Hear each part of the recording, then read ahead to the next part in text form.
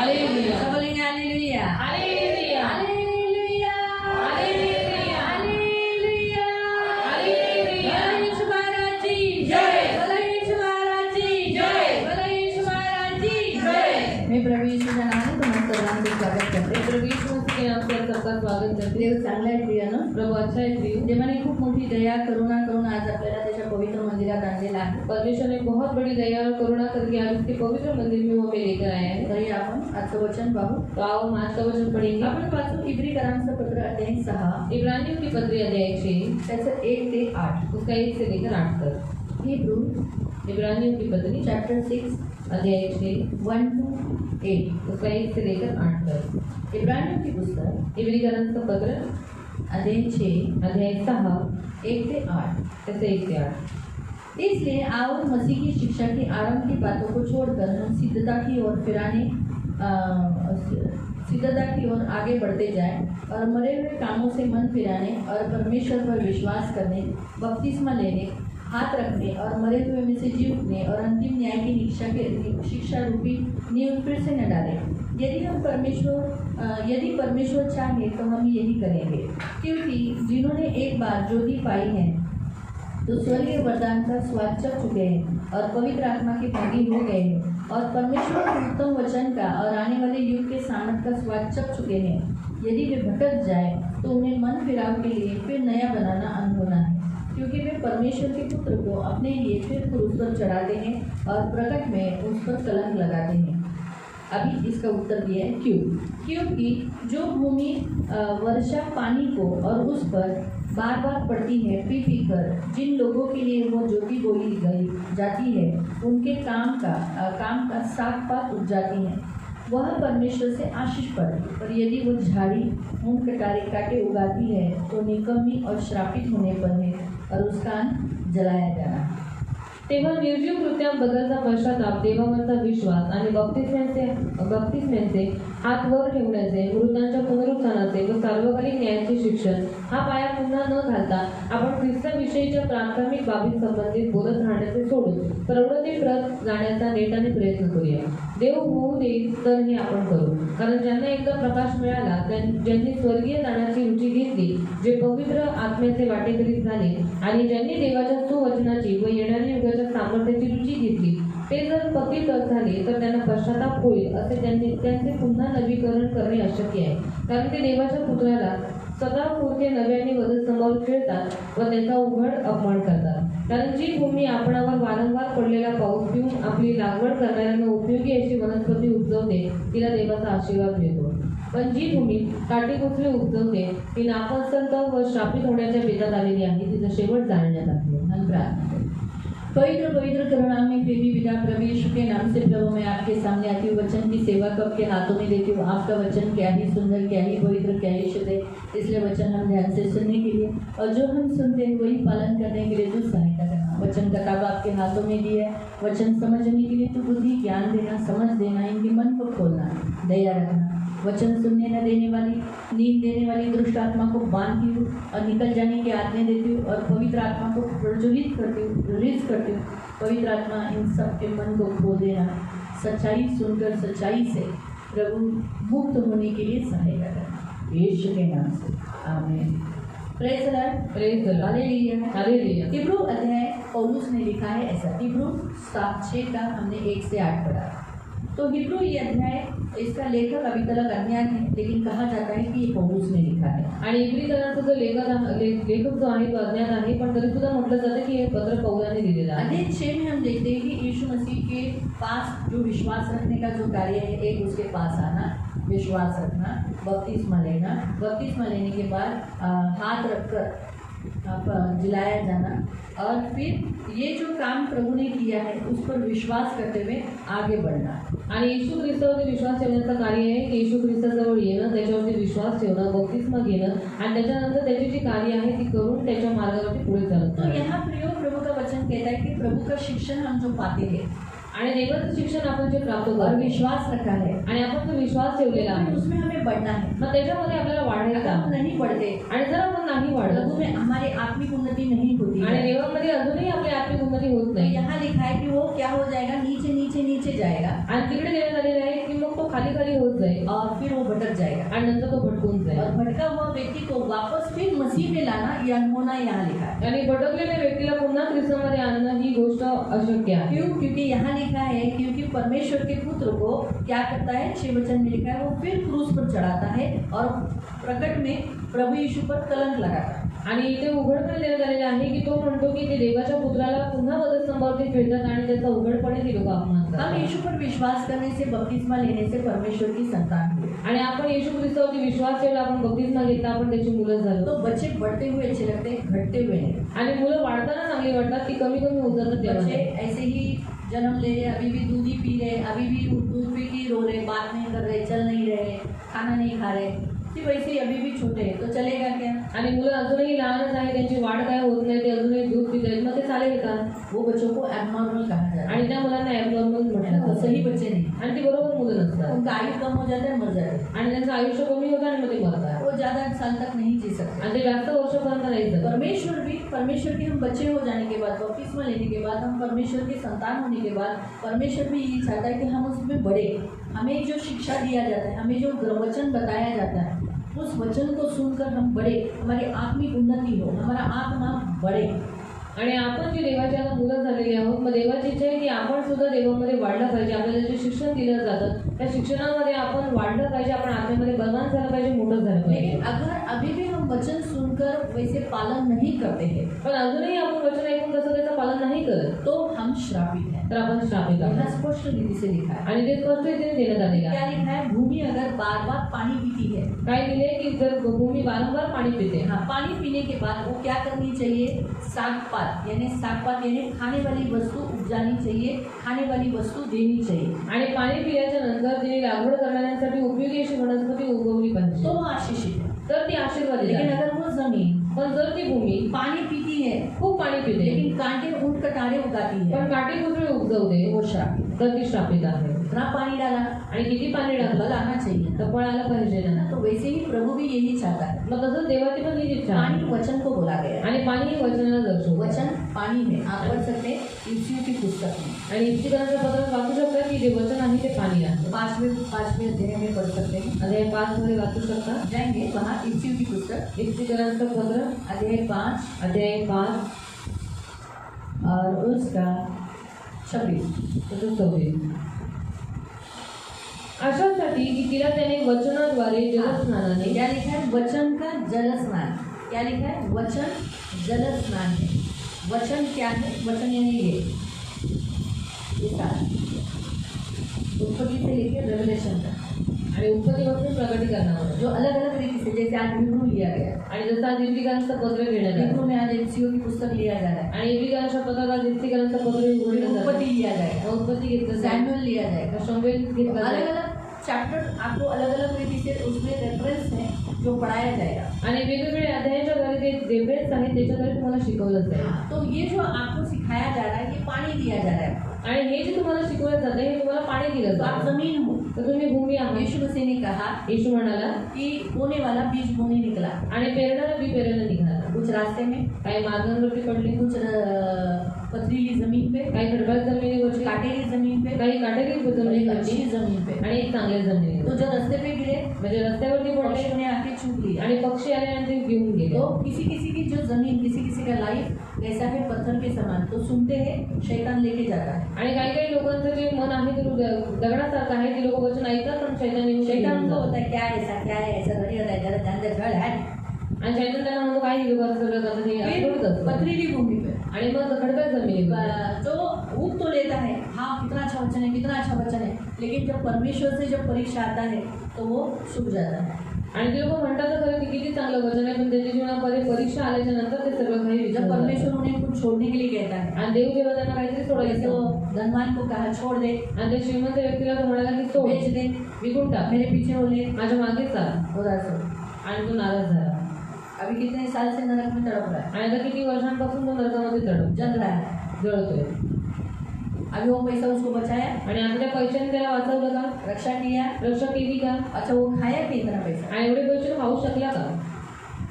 रखे रखे रखे रखे रखे क्या क्या फायदा क्या हुआ, रखे रखे रखे कुछ वो पैसा काफी, अगर हम खा लेते पैसा एंजॉय करते, पूरा पैसा एंजॉय किया था, हाँ बाबा पैसे का मैंने आनंद लिया, वो पैसा रख के क्या फायदा जिसका हम खा ही नहीं सकते, इस्तेमाल ही नाही करते. आणि पैसे ठेवून काय फायद्याचं की जर आपण त्याचा उपयोगच करून घेत नाही.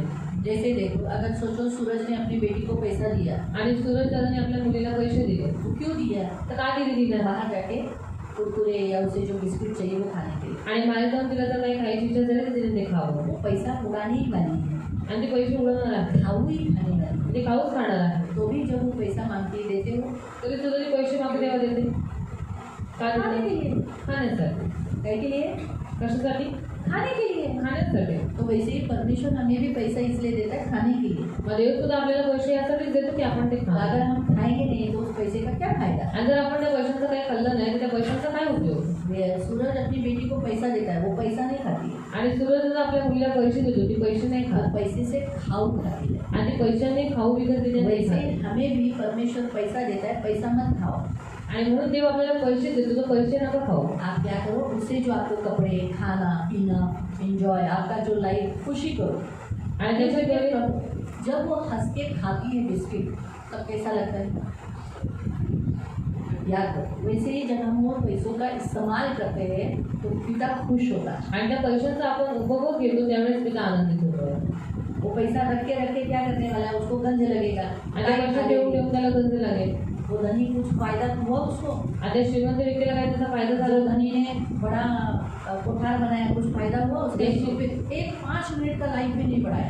आणि श्रीमंत व्यक्तीने इतकी कोठारे बनवली त्याचा काही उपयोग त्याला झाला का? 5 मिनिटं पण त्याचं आयुष्य तो वाढवू नाही शकणार. तो लोग आज पैसों के लिए मतलब जो परीक्षा आती है परमेश्वर से देने के विषय पर, प्रभु को कुछ देने के विषय पर आते हैं तब लोग पीछे हट जाते हैं. इसका मतलब है ऐसे परीक्षाओं में लोग यीशु को छोड़ देते हैं आणि वचन फला नहीं, काम नहीं किया. आणि वचन मग ते त्या लोकांनी अशा परिस्थितीमध्ये देवाला सोडलं म्हणजे वचनाने जब त्यांच्या वचन आता है बाबा प्रभु को दो, दशांश दो, फंड भरो, तो लोग बोलते हैं खाओ को देने का, खावे योजने का छोड़ो, देखे इतना बड़ा छोड़ दे. हाँ अच्छा है ना, प्रभु का भवन और भी बड़ा हो.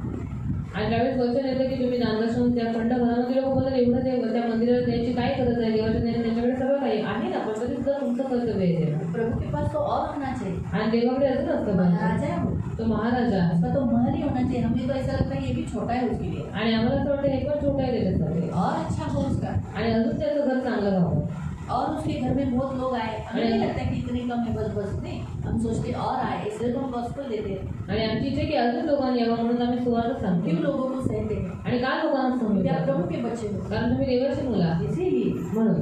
तो प्रभु का घर खाली नहीं रहना चाहिए. प्रभु ने कहा मेरा घर खाली नहीं रखो, जाओ रस्ते पे से लेकर आओ लोगों. आणि देवाचं घर रिकामी नाही असतं पाहिजे. कारण देव म्हणाला की जा रस्त्यांवरती जा आणि त्या लोकांना तुम्ही मेरा घेऊन घर या. भर दो. माझं घर तुम्ही भरून टाका हमने मसीह का वस्त्र पहनाओ, शादी के वस्त्र पहनाओ. आणि त्याला विवाहाचे वस्त्र घाला. तो वैसे ही प्रभु हमें भी कुछ देने के लिए जब विषय निकलेगा तो हम आगे पीछे नहीं होना चाहिए. तो बहुत से लोग, वो जमीन होती है जो यहाँ वचन, किती छान वचन है, पण अंदर लिया नहीं, वो जमीन ने अंदर लिया नहीं. आणि खूप सारी लोक अशी आहेत की वचन आतमध्ये गेले पण त्यांनी त्याचा स्वीकार नाही केला, त्याला त्यांनी घेतलं नाही. एक कुछ जमीन काटे उस कटारे में जमीन, यानी बढ़ने नहीं दिया. यानी कुछ लोगों का ऐसा होता है, बाबा मला मुलगी आहे, कसं व्हायचं आमचं घेणं देणं, आमच्या जातीची लोक येणार का नाही, आमच्या जातीनं कसं होणार, ही थोडी तुम्ही माझ्या थोडी का.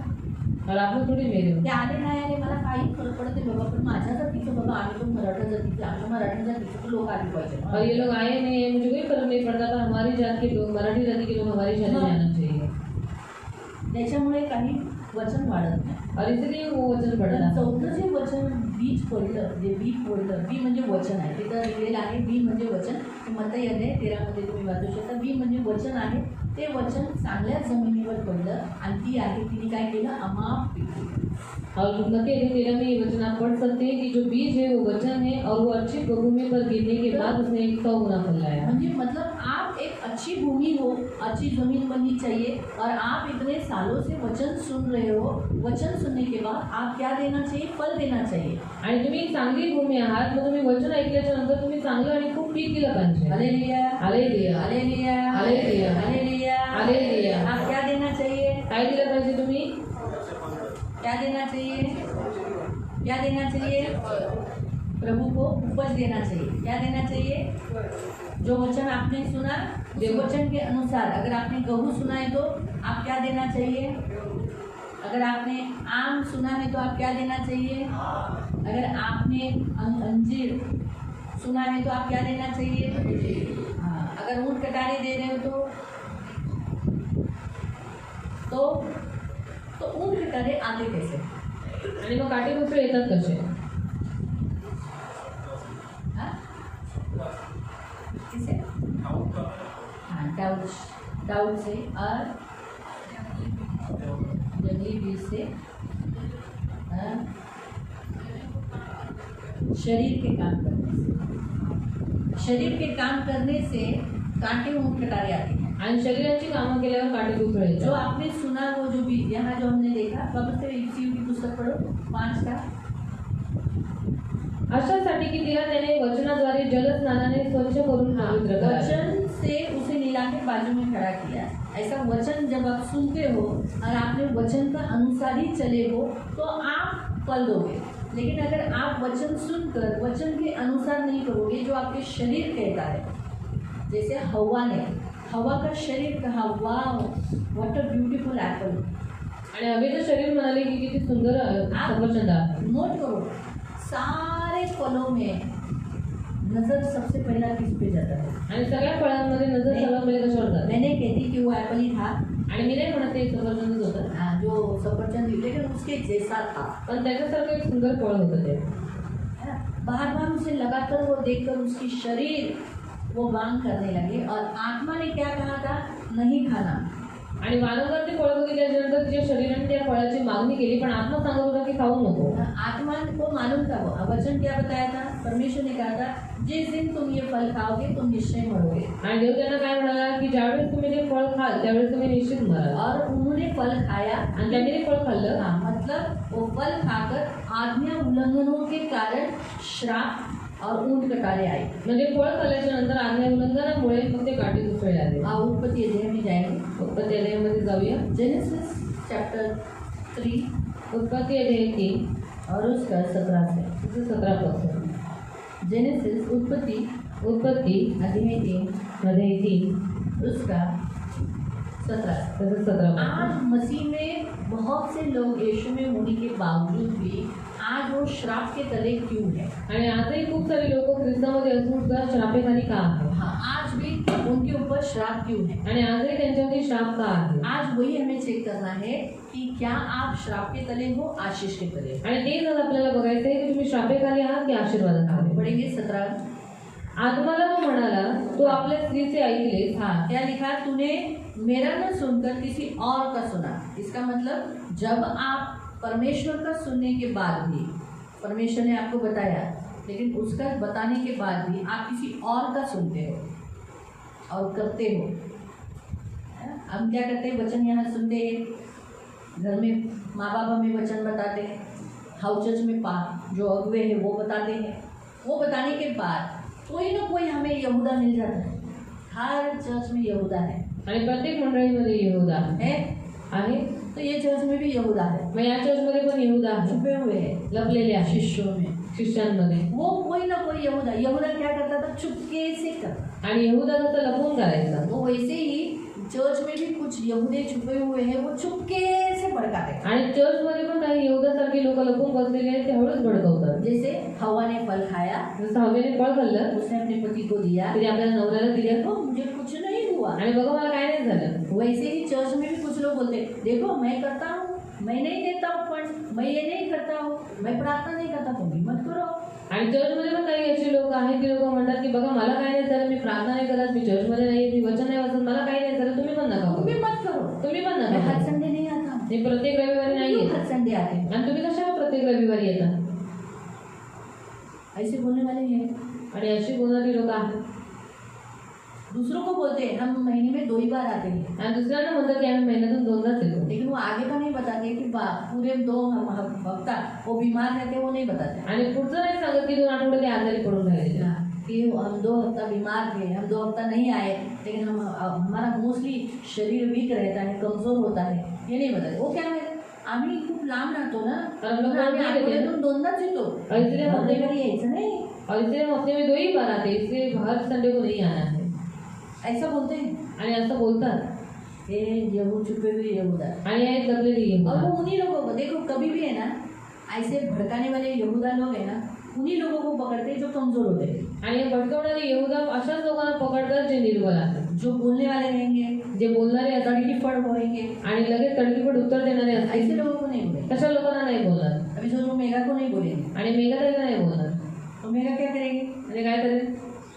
फटाफट उत्तर देगी, आणि लगेच उत्तर देईल. वचन से बोलेगी उनको, आणि वचनाने बोलेल त्यांना, वचन से मारेगी. आणि वचनाने मारेल. तो ऐसे लोगों को बोलेंगे हाँ, ऐसे लोगों को पकड़ते हैं. आणि अशा लोकांना पकडतात त्यांच्या हामध्ये हात करतील. तो इसलिए ऐसे ही प्रयोग हम देखते हैं कि इसने क्या किया. तो जब आप कभी भी याद रखो, श्राप कभी आता है जब आप परमेश्वर का सुनने के बाद आपको वचन मालूम है, लेकिन आप परमेश्वर ने वचन बताने के बाद भी अगर आप पालन नहीं करते हो तब श्राप आता है. आणि देवाने सांगितल्याच्या नंतर, देवाचं वचन भेटल्याच्या नंतर कधी जर तुम्ही त्या वचनाचं पालन करत नाही तर तुमच्यावरती श्राप येतो. हाँ पढ़े. तू आपल्या स्त्रीचे ऐकलेस आणि ज्या झाडाचे फळ खाऊ नकोस म्हणून मी तुला आज्ञा केली होती त्याचे फळ तू खाल्ले. मैंने जो तुझे आज्ञाएं दी थी, अभी परमेश्वर की जो आज्ञाएं हैं वो कितनी है बाइबल में? हाँ, जूने करार में निर्गमन में 10 है. ऐसी टोटल कितनी आज्ञाएं हैं?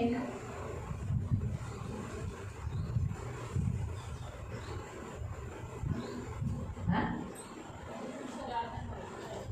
तो बहुत सारी आज्ञाएं हैं, लेकिन फिर भी अंदाजा लगा सकते हैं ना.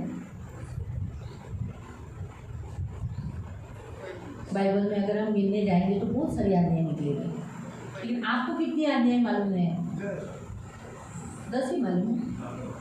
हाँ, बहुत सारी आज्ञाएं हैं. अभी देखो, पहला परमेश्वर को छोड़कर तो मूर्ति पूजा न करना, मेरा नाम व्यर्थ न लेना, तो शब्द दिन पालन करना, तो चोरी न करना, माता पिता का आदर करना, झूठी गवाही न देना, व्यभिचार न करना, लालच न करना, हाँ, तू मर्डर न करना. नहीं, फिर आगे और हाँ, गुस्सा न करना, क्रोध न करना, हाँ, अपने प्रभु परमेश्वर को दिल से प्यार करना, उपवास करना, प्रार्थना करना, ये आज्ञाएं हैं. दान दशंश देना, ये आज्ञाएं हैं. शपथ न खाना, ये आज्ञाएं हैं. बपतिस्मा लेना, ये आज्ञाएं हैं. हाँ, क्षमा करना आज्ञा है. बदला न लेना आज्ञा है. झूठी ते झालं. हाँ, धोखा न देना, ये आज्ञा है. तलाक न देना, ये आज्ञा है. लालच हो गया. हाँ, अनाथ और विधवाओं की सुधि लेना, उन्हें न सताना, उसका मतलब है उन्हें न सताना. अहंकार न करना, किसी की जमीन न हड़पना, बाड़ा न तोड़ना. अक्सर जो बाड़ा रहता है ना, बाउंड्री, एक जमीन दूसरी जमीन का जो बाउंड्री, वो तोड़ने वाला, उसको तोड़ने वाले को सांप कैसे करेगा ना. तो बाउंड्री न तोड़ना. एक पड़ोसी से प्रेम करना, ये आज्ञा है. कर्जा न लेना, ये आज्ञा है. शत्रु पे प्रेम करना, आज्ञा दी है.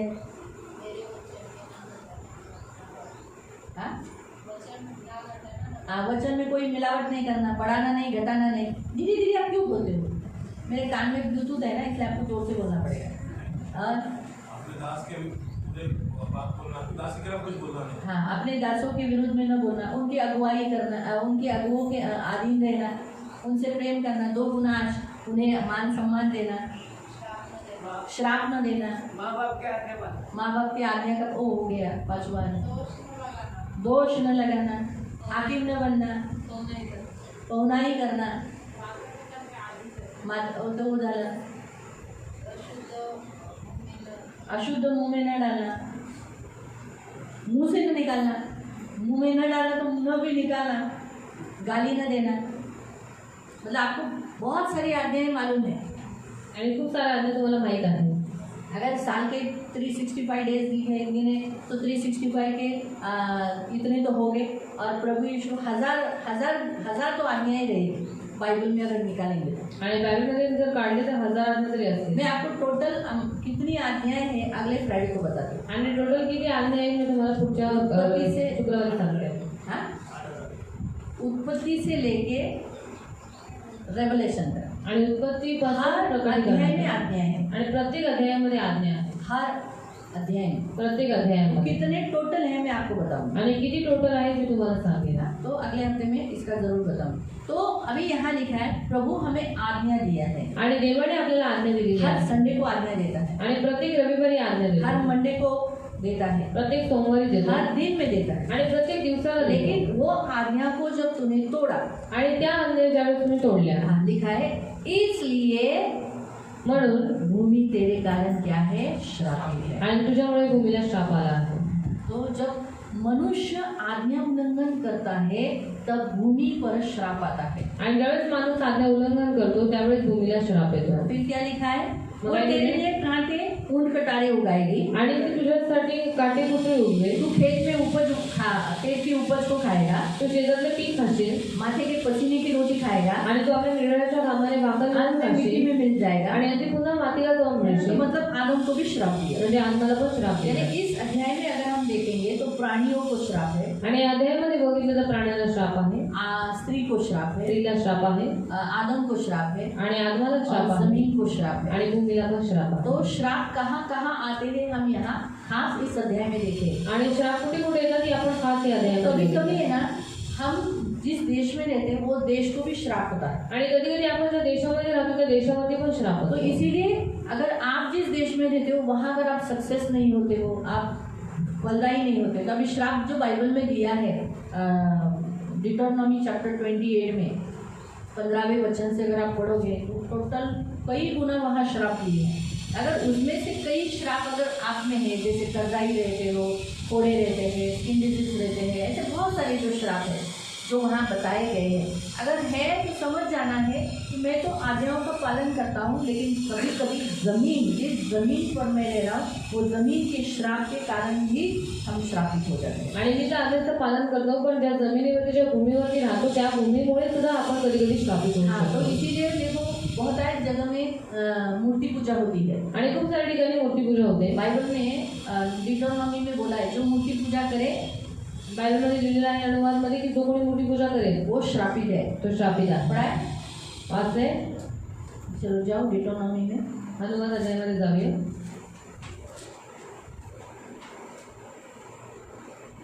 उसका 27 अध्याय अध्याय 27 15 से 15 पर्यंत। जो परमेश्वराला वीट आणणारी कोरीव अथवा ओटीव मूर्ती कारागिराकडून करून तिची गुप्तपणे स्थापना करतो तो श्रापित आहे। क्या लिखा है? मूर्ति पूजा श्रापित है। यानी जो कोई मूर्ति पूजा करेगा, वैसे जगह में जाएगा, वैसे जगह में खड़ा रहेगा, उसमें काम करने के लिए हेल्प करेगा, तो वो इंसान वचन सुनकर भी, अभी वचन हमें मालूम है तो ऐसी जगह में हमें जाना है। आणि वचन आपल्याला माहिती आहे अशा ठिकाणी जायचंय का? जब मेरी माँ मर गई थी, माझी आई ज्यावेळेस मेली होती दिन रखा जाता है आणि मुझे मालूम है उसमें मूर्ति पूजा होगी। आणि मला माहिती त्याच्यामध्ये मूर्ती पूजा होईल। बोला माँ गई, अभी क्या उधर जाना, क्या करना, नहीं गई मैं। आणि आई गेली तर तिकडे काय जायचं? मी कितने नाही लोगों ने गेली। नाम रखा, किती साऱ्या लोकांनी नाव ठेवलं, लेकिन मैं थोड़ी सुनने के लिए पण मी थोडीच ऐकायला होती। थी। होती का? मुझे किधर लगा? मला कुठे लागलं? नहीं लगा। नाही लागलं। तो लोग मेरे घर वाले बोले तू ना आली तो आई आहे ना, लोक नावं ठेवतील, मला ठेवून दे ना, माझ्या तोंडावर बोलतील का? माझ्या घरी येऊन बोलायला सांगा त्यांना, म्हणा वांगीचा पत्ता द्या आणि म्हणा दिदीकडे त्यांच्याकडे जाऊन म्हणा का हो आणि ताई तुम्ही आला नाही असं म्हणून बघू बरं कुणाच्या हिंमत आहे। त्यांना म्हणा वांगीला येऊन मला बोला आई मेली का नाही आली, आई मेली मी गेली और माँ मरने के बाद मैं गई थी, लेकिन दिन में मैं नहीं गई क्योंकि मुझे मालूम है कम्प्लीटली मूर्ति पूजा में होता है। कारण दिवस सारे नव्हती गेली, कारण मला माहित होतं पूर्णपणे मूर्ती पूजन होईल। तो वहाँ जाकर मेरी कोई फायदा है क्या? जब वो लोग मेरा नहीं सुनेंगे तो मैं उनका क्यों सुनूं? आणि तिथे जाऊन माझा काय फायदा आहे का? ती लोक माझं नाही ऐकत, मी त्यांचं कशाला ऐकू? तो आपको समझा, हमारे वहाँ उपस्थित रहना भी गलत है, आणि आपलं तिथे उपस्थित राहणं पण चुकीचं आहे, वहाँ जाना भी रॉन्ग है। आणि आपण तिकडे जाणं सुद्धा चुकीचं आहे। कभी कभी हमारे गलत काम क्या करते, हमें श्राप के तले लाते। आणि कधी कधी आपली चुकीची कामं आपल्याला श्रापेखाली हम आणतात। लोगों को खुश करने जाते हैं, आणि आपण लोकांना खुश करायला हमारे जातो, समाज के लोगों को खुश करने आणि जाते आपल्या समाजातल्या लोकांना खुश हैं। करायला तो जातो। यहाँ ऑलरेडी बताया है कि मूर्ति पूजा की जगह में श्राप है। दूसरा, जो आपल्या बापाला किंवा आईला तुच्छ मानतो तो श्रापित असतो। तो जब भी माँ बाप को तुच्छ जानते हो, कोसते हो, उल्टा बोलते हो, उन्हें कुछ बोलते हो, तो याद रखो श्राप निकल जाता है। कभी कभी हमारे माँ बाप बहुत हट्टी जिद्दी रहते हैं, आणि कधी कधी आपल्या आईवडील खूप हट्टीजिद्दी और असतात खास करके अगर अनपढ़ रहेंगे तो सुनते नहीं। आणि खास करून अशिक्षित असल्यावर ते लोक ऐकत नाही. अशिक्षित माँ बाप, सब माँ बाप अशिक्षित होने पे बुरे रहते नहीं होते, अच्छे भी रहते हैं, लेकिन कुछ लोग बहुत टेढ़े रहते हैं। आणि काही लोक खूप वाकडे असतात उनको कितना बोलेंगे तो भी उनके दिमाग में नहीं जाता। आणि त्यांना किती बोललं तरी त्यांच्या डोक्यात नाही लेकिन जात. फिर भी यहाँ लिखा है माँ बाप को हमें नहीं क्या नहीं करना है, यहाँ लिखा है तुच्छ नहीं जाना। आणि तरी सुद्धा इकडे देण्यात आलेलं आहे की आपल्या आई वडिलांना तुच्छ मानू नको. तुच्छ जाना है, हल्के में लेना, एकदम उलटा बोलना, हे पागल, हे वेडीच आहे, वेंडो, तुला काही अक्कलच नाही है ना, हम उसकी इज्जत नहीं निकाल। आणि आपण त्यांची इज्जत काढू नये.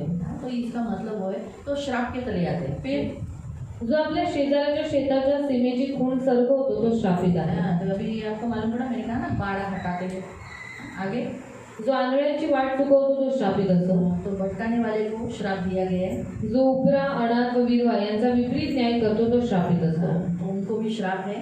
जो आपल्या सावत्र आईशी गमन करतो तो आपल्या बापाची बेअब्रू करतो म्हणून तो श्रापित असतो. सौतेली माँ के साथ कुकर्म करेगा वो भी श्रापित है। जो कोणत्याही पशुशी गमन करतो तो श्रापित असतो. तो पशुगमन ये श्राप है। जो आपल्या सख्या अथवा सावत्र बहिणीशी गमन करतो तो श्रापित असतो. अपनी बहन हो या सौतेली हो, जब बहन बोला गया तो उसके साथ रिलेशन करना ये श्रापित है। जो आपल्या सासूशी गमन करतो तो श्रापित असतो. अपनी सास, कोई कोई लोग सास को भी छोड़ते नहीं, उनके साथ रिलेशन करते वो भी श्रापित है। जो आपल्या शेजाऱ्याला गुप्तपणे ठार मारतो तो श्रापित असतो. अपने पड़ोसी का बुरा करने वाला या मर्डर करने वाले का उसको श्रापित कहा गया है। निर्दोष माणसाला ठार मारण्यासाठी जो लाच घेतो तो श्रापित असतो. जो कुछ गलत काम के लिए किसी बेगुनाह व्यक्ति का नुकसान करने के लिए पैसा लिया तो वो श्रापित है। जो या नियमशास्त्राची वचने मान्य करून ती आचरणात आणत नाही तो जो श्रापित कोई ये असतो. वचन सुनकर पालन नहीं करता वो भी श्रापित है। तो इसलिए प्रियो, श्राप कभी कभी हम मनुष्य अपने ऊपर ले आते हैं। आणि श्राप कधी कधी माणसं स्वतःवरती ओढून तो घेतात. श्राप का यहाँ बताया कांटे उनकटारे।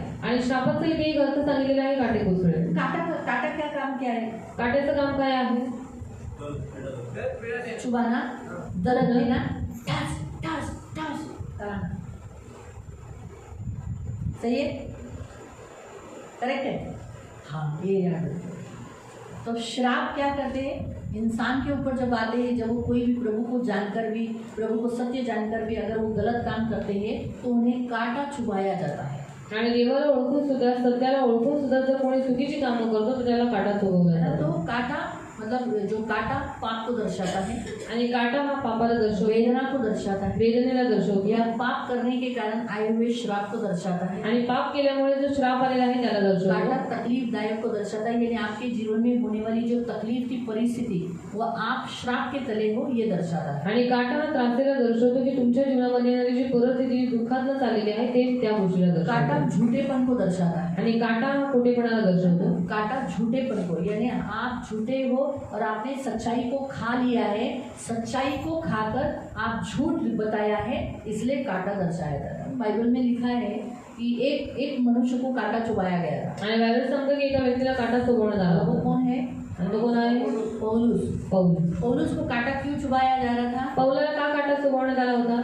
क्योंकि वो अहंकारी न बने, कारण तो गर्विष्ठ होऊ क्योंकि नये, वो फूलता था, कारण तो फुगत होता, है ना, क्योंकि उसके पास बहुत प्रकाशन कारण था। त्याच्याजवळ खूप प्रकाशन आप होते. 12वें अध्याय में ग्रंथियों की पुस्तक में पढ़ सकते हैं। आणि ग्रंथीकरणचं पत्र 12 मधून मी वाचू शकतो. तो कुछ लोगों उसके जीवन में कांटा इसलिए चुभाया गया था, अभी वो कांटा कहाँ था?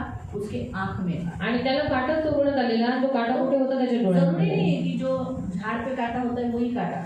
आणि गरजेचं नाही जो झाडाचा काटा असतो तोच काटा. कांटा यानी उसके आंख में एक ऐसा प्रॉब्लम था जो उसे तकलीफ देती थी। आणि काटा म्हणजे त्याच्या डोळ्यामध्ये असा काहीतरी प्रॉब्लेम होता जो त्याला वारंवार त्रास उसे देत तकलीफ होता. देती थी, उसको आंख में खुजली आती थी, उसका आंख सूजन जाता था, रेड होता था और कभी कभी बाहर आ जाता था, आणि त्याच्या डोळ्याला खाज यायची आणि तो लाल व्हायचा. कधी कधी बाहेर पण यायचा, कभी कभी उसे धुंधला दिखता था। कधी कधी त्याला स्पष्ट दिसायचं. तो इसीलिए वो विनती करता था, प्रभु मदद कर। आणि म्हणून तो विनंती करायचा की देवा मदत कर आणि ह्या त्रासेपासून मला सुटकारा दे. तो ये क्या वो क्यों होता था मालूम? आणि का व्हायचं माहिती? जब वो झूठे शिक्षकों को देखता था ना, कारण ज्यावेळेस तो खोट्या शिक्षकांना बघायचा, जब वो उसको पौलुस को ब्लेम करने वाले लोग, कुछ लोग पौलुस को ब्लेम करते थे, निंदा करते थे, ऐसे लोगों को देखता था तो वो उन्हें कैसे देखता था?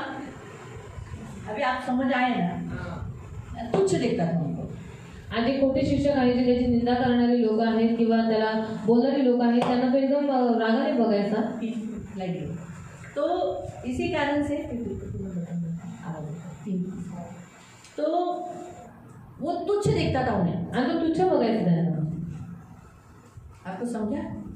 तो इसीलिए जब वो उन लोगों के बीच में रहता था आणि म्हणून ज्यावेळेस तुला लोकांच्या मध्ये राहायचा तो ऑटोमेटिकली उसको आँख को तकलीफ होती थी। फिर वो तो मैं आपको वचन बताता हूँ तो उसे धुंधले दिखते थे सब, म्हणजे त्याला सगळे अस्पष्ट दिसायचे तो उसको आँख की समस्या थी। आणि त्याला डोळ्यांचा प्रॉब्लेम। वैसे ही बहुत सारे जो प्रभु के ज़्यादा करीब रहते हैं, प्रभु के सेवक रहते हैं, प्रभु में बढ़ते हैं, प्रभु के करीब जाते हैं, यहाँ तक जो वचन का प्रचार करते हैं, उनको भी एक काटा रहता है। आणि जास्त देवाच्या जवळ असतात, देवाची सेवा करतात, देवाला प्रेम करतात आणि जे वचन प्रचार करतात त्यांच्या जीवनामध्ये पण एक काटा असतो। कभी एक शरीर में कुछ कमजोरी रहेगी, शरीरामध्ये काहीतरी तकलीफ रहेगी किंवा त्रास असेल, या फिर उनके घर में ऐसा कोई एक आदमी रहेगा जो उन्हें हमेशा टोचता रहेगा। आणि किंवा त्यांच्या घरामध्ये असा कोणता ना कोणता तरी व्यक्ती असेल जो वारंवार त्यांना त्रास देत असेल। Numbers chapter 33:55। प्रियो, इस्राएली लोगों को शत्रु दिए थे आणि इस्राएली लोकांवरती शत्रू देण्यात आलेले, त्यांची जी शेजारी होते ते त्यांचे शत्रू क्यों होते। मालूम? का माहिती? वो परमेश्वर को भूल जाते थे। इस्राएली लोगों का स्वभाव क्या था? आणि इस्राएली लोकांची सवय काय होती? परमेश्वर को भूलकर देवाला सोडून क्या करना? काय करणं? अपनी मनमर्जी करना।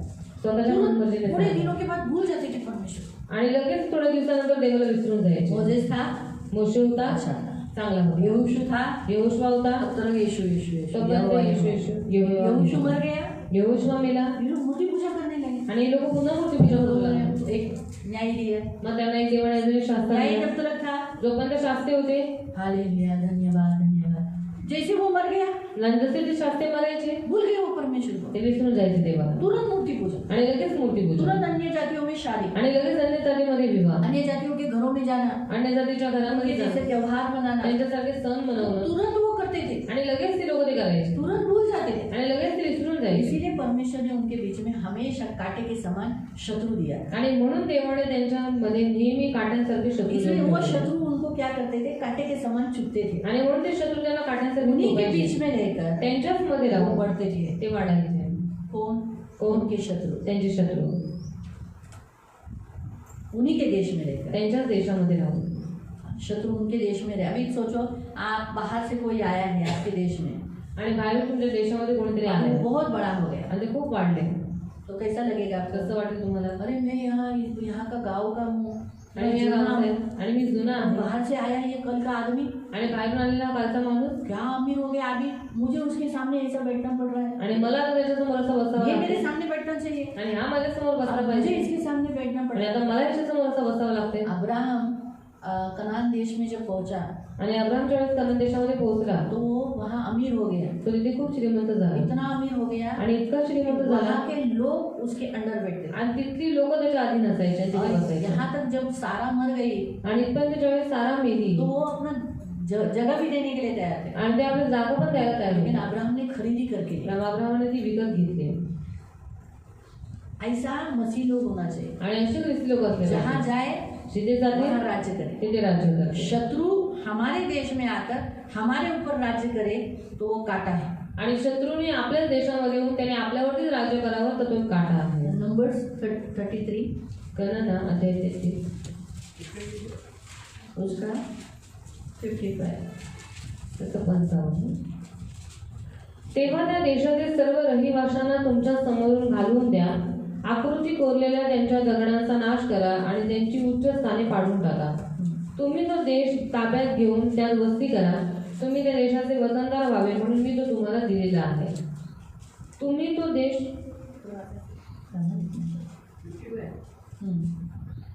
पण तुम्ही त्या देशाच्या रहिवाशांना तुमच्या समोरून घालून न दिल्यास ज्यांना तुम्ही तेथे राहू द्याल ते तुमच्या डोळ्यांना कुसळासारखे आणि तुमच्या कुशीला काट्यांसारखे होतील आणि तुम्ही वस्ती कराल त्या देशात तुम्हाला त्रास देतील। क्या लिखा है यहाँ? अगर तुम उन शत्रुओं को अपने बीच में रहने दोगे तो वो तुम्हारे आंखों में कैसे रहेंगे? कांटों के समान। क्या लिखा है? कांटों के समान। तो शत्रु हमारे बीच में रहकर बढ़ना, तो वैसे ही कभी कभी है ना धर्मियों के घरों में भी एक कांटा दिया जाता है। कभी कभी कोई इंसान उनके घर में ऐसा होता है जो उससे झगड़ा करेगा, कुछ गलत काम करेगा या दर्द देगा या तकलीफ देगा, तो वो कांटा रहता है उसके लिए, ताकि वो फुले नहीं। आणि नीतिमानांच्या घरामध्ये पण असा कधी ना कधी एक काढा निघतो की ज्याच्यामुळे ते नीतिमान लोक फुगू नये या फिर प्रभु से दूर जाए नहीं। किंवा देवापासून दूर जाऊ नये. तो मनुष्य भी कभी कभी कांटे होते हैं, आणि माणसंही कधी कधी कभी कभी काढण्यासारखी असतात शत्रु भी हमारे लिए कांटे रहते हैं। आणि कधी कधी शत्रू सुद्धा आपल्यासारखी काढण्यासारखी अभी असतात. जैसे ये गवर्नमेंट जो बैठा वो भी एक कांटा है मसीहों के लिए। आणि ही जी सरकार बसलेली आहे ती काटा आहे ख्रिस्ती लोकांसाठी. का ये कांटा आया तभी तो मसीह लोग प्रार्थना करने लगे। आणि तो काटा आला तेव्हाच तर ख्रिस्ती लोक प्रार्थना करू लागले ना. वो कांटे ने जैसे चुभाया, आणि जसं त्या काटाने वो चुकवलं कांटा जैसे तकलीफ देने लगा, आणि जसं तो काटा त्रास देऊ लागला मसीह लोग जाग उठे। ख्रिस्ती लोक जागरूक झाले. आपको समझ में आया? तुम्हाला समजलं? यही वचन आप जजेस 2:3 में भी पढ़ सकते हैं। जजेस न्यायियों की पुस्तक शास्त्रे अध्याय 2 अध्याय 2 उसका 3 वचन। त्याचं 3 वचन.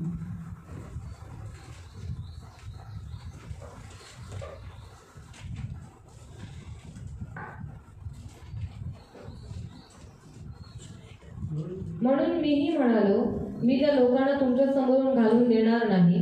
ते तुमच्या कुशीला काट्यांसारखे होतील कुशीला काय असतील? काट्यासारखे असतील का? आणि त्यांचे देव तुम्हाला पाश होतील. तो इसीलिए प्रियो, कभी कभी कोई कोई लोग हमारे लिए कांटों के समान इसीलिए रखे जाते हैं। तो कांटा एक श्राप को दर्शाया जाता है। अगर आज भी हमारे घर में कोई लोग प्रभु में स्ट्रांग नहीं बने हैं, मजबूत नहीं हुए हैं, प्रभु के पास आए नहीं हैं या हमें तकलीफ दे रहे, बहुत लोगों के घरों में यीशु के पास है लेकिन उनके लोग प्रभु ने जैसा प्यार करना चाहिए वैसे नहीं करते, सताते हैं, चले जाने के लिए अड़ाते हैं या वो तकलीफ देते, वो कांटा है।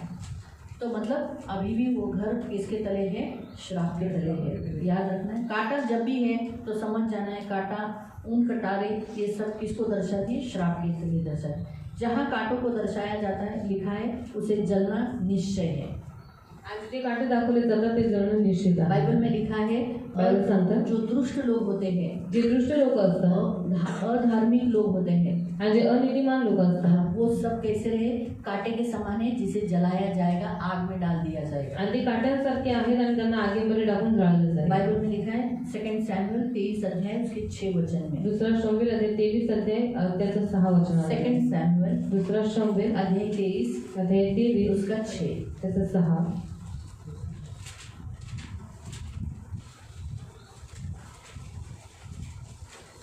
सर्व अधर्मी लोकांना काट्यांप्रमाणे टाकून देतील, कारण त्यांना हाती धरता येत नाही. क्योंकि उसे हाथ से पकड़ा नहीं जा सकता।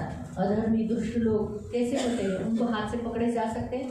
उनकी दुष्टता बंद हो सकती है? नहीं ना। तो इसीलिए उनको किस में डाल दिया जाएगा?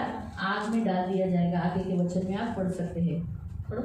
जो कोणी त्याला धरून पाहिजे त्याला लोखंड व भाल्याचा दांडा घेतला जाईल, ती आग लागून जागच्या जागी भस्म होते. तो इसलिए नहूम अध्याय 1:10 में भी लिखा है कि दुष्ट लोग जो होते हैं, अधार्मिक जो लोग होते हैं, उन्हें आग में डाल दिया जाता है। आणि नहूमध्ये 1:10 मध्ये देण्यात आलेलं आहे की जे दुष्ट आहेत, जे अनितिमान आहेत, त्यांना आगीमध्ये टाकून जाळलं तो जाईल. इसीलिए प्रियो याद रखो, कांटा सिर्फ हमारे मसीहों के जीवन में क्यों दिया जाता है? कुछ लोगों की लाइफ में कुछ व्यक्ति लोग ऐसे रहते हैं जिनका कारण हमें प्रभु में नम्र रखने का कारण। आणि काही लोक आपल्या जीवनामध्ये, अशी लोक आपल्या जीवनामध्ये का दिली जातात? कारण आपण देवाच्या राज्यामध्ये गरम राहावे, है ना, हम नरम रहे, नम्र रहे, आणि आपण नम्र राहावे, अहंकारी नहीं रहे, अहंकारी होऊ नये, प्रभु के अधीन रहे, देवाच्या अधीन राहावे, आज्ञाकारी रहे, आज्ञाकारी प्रभु राहावे, से जुड़कर रहे। आणि देवाशी जुळून राहावे. लेकिन कोई कोई लोगों के जीवन में काम तो करते हैं लेकिन उनको जैसा मजूरी मिलना चाहिए, जितना लाभ मिलना चाहिए, नहीं मिलता, मतलब वो भी एक श्राप के तले है जिसे कांटा कहा जाता है। आणि काही काही लोकांच्या जीवनामध्ये ते काम तर करतात पण त्यांना मजुरी भेटत नाही, म्हणजे याचा कधी सुद्धा श्रापित झाले आहे. पढ़ेंगे उसका भी वचन। जेरेमिया 12 निकालो, उसका 13। जेरेमिया यिर्मयाह की पुस्तक 12 उसका 13वां वचन। प्रियो, बहुत से लोग बहुत काम करते हैं, जैसे होशे में भी या हग्गाई में, मेरे ख्याल से हग्गाई में कहा है, तुम बोते तो बहुत हो, हग्गाई में, लेकिन काटते कम। तुम अपने पैसों को क्या करते हो? छेद वाली थैली में डाल दिए हैं, तो वो पैसा कहाँ जा रहा है? छेद वाली थैली से गिरते जा रहा है। क्यों? क्योंकि वहाँ लिखा है, क्योंकि तुम अपने लिए घर बना रहे हो लेकिन यहोवा का घर अभी भी तुम नहीं बना रहे हो। तो परमेश्वर के घर के लिए जब हम कुछ भी सपोर्ट नहीं करते, धन नहीं लगाते, तब हमारा जो धन होता है वो कैसे जाता है? पैसों खीसे में डाले हुए पोल वाले थैली में डाला हुआ जैसा जाता है। तो इसलिए कमाई उत्पन्न, तो जब आप कमाते हो और आपको जो उत्पन्न मिलना चाहिए नहीं मिलता है, यानी अभी भी आप किसके तले हो? श्राप के तले। श्राप के तले। आपकी कमाई से आप बचत होना चाहिए, आपके हाथ में खा कर बचना चाहिए। प्रभु ने जब रोटियां बांटी तो लोग खाकर बच गए, इसे ब्लेसिंग कहते हैं। मालूम है? तो हमारा कैसा सब खर्चा होकर हाथ में बचना चाहिए। पढ़ेंगे उस वचन को, जेरेमिया 12:13, यिर्मयाह 12:13। त्यांनी गहू पेरला आणि कापणी काटेरी केली। उन्होंने गहू बोया लेकिन उन्हें क्या मिला? काटा। मतलब आगे त्यांनी कष्ट केले पण काही फायदा झाला नाही। उन्होंने मेहनत किया लेकिन कुछ लाभ नहीं हुआ, यानी उनको फायदा होना चाहिए, यानी प्रॉफिट होना चाहिए। अगर आपको प्रॉफिट नहीं हो रहा है पैसों में, फाइनेंशियली में, तो मतलब आप अभी भी किस में हो? श्राप है। श्राप है। तो हमने श्राप क्यों आता है आपको बताया था। सबसे पहला शरीर के काम, और परमेश्वर जो कहता है वो सुनने के बाद भी किसी और का सुनते हैं, और तीसरा आप आज्ञा उल्लंघन से। एक शरीर के काम, दूसरा परमेश्वर जो कहता है, लेकिन आप मान लीजिए परमेश्वर ने मुझे बोला, क्या बोला कि आज तुम ये काम करो, लेकिन मैं वो काम करने से, जैसे उदाहरण में बताते, अब्राहम को काम बताया, पुत्र को लेकर क्या कर बलिदान दी, लेकिन वो अगर सारा को बताने जाता तो सारा क्या बोलती? नहीं नहीं नहीं नहीं, ये परमेश्वर ने नहीं बोला है, तेरे उससे शैतान ने बात किया है, ऐसे बोलता है। सारा ऐसी बोलती है ना, तो अगर वो उसको सारा का सुनना ही पड़ता। उसने सारा से सलाह मसलत किया, उसको परमेश्वर ने बोला था, वो जानता है, उसे परमेश्वर ने बोला, उठाया, बच्चे को लेकर चला गया। आपको समझ में आया? तो जब हम परमेश्वर हमसे जब कुछ कहता है, हम परमेश्वर का न सुनकर किसी और का सुनते हैं, तब श्राप आता है। परमेश्वर ने जो व्यवस्था दी, इस व्यवस्था का पालन नहीं किए तो श्राप। मालूम है? फिर कुछ श्राप हम खरीदी करते हैं, मोल लिए हुए श्राप, खरीदी किए हुए श्राप। खरीदी किए हुए श्राप कौन से? जैसे माँ बाप को तुच्छ देखना, ये खरीदी किया। आपको मालूम है माँ बाप से उल्टा, लेकिन हम माँ बाप से उल्टा, ये जाना नहीं आना, ये नहीं करेगा, जा। कभी कभी माँ बाप को धोखा देते हैं, मोबाइल से चीटिंग करते हैं, बहुत बड़ा धोखा है, ये नहीं करना, उसमें लाइफ कम होता है माँ बाप से। कब मैं आपको बता दूँ, अगर आप जीना चाहते हो ना पृथ्वी पे, तो माँ बाप को खुश हो, आपका कल्याण भी है, उसके साथ ऐसा लिखा है कल्याण होगा। अभी जिनके माँ बाप मर गए कुछ नहीं कर सकते, लेकिन जिनके हैं आप खुश करो, खिला पिला के खुश रखो, खाओ खिलाओ। बहुत देखो, बच्चों को देखो, बच्चों को उनको खिलाना पड़ता है, वो खुश रहते। बच्चे खिला के खुश होते, वैसे है ना, माँ बाप खा के खुश होते। मतलब उनका सुनकर जब आप करते हो तो खुश हो जाते हैं, तो उससे क्या होती है? ब्लेसिंग मिलती है हमें। वहाँ लिखा है, तू पृथ्वी पर दीर्घायुष्य होगा और तेरा कल्याण होगा, यानी तू बहुत ऊंचे पर रहेगा। लॉन्ग लाइफ, ये जरूरी है। तो ये कमाया हुआ श्राप है, यानी आप खुद भी कभी कभी कमाते हो श्राप। कैसे कमाते हो?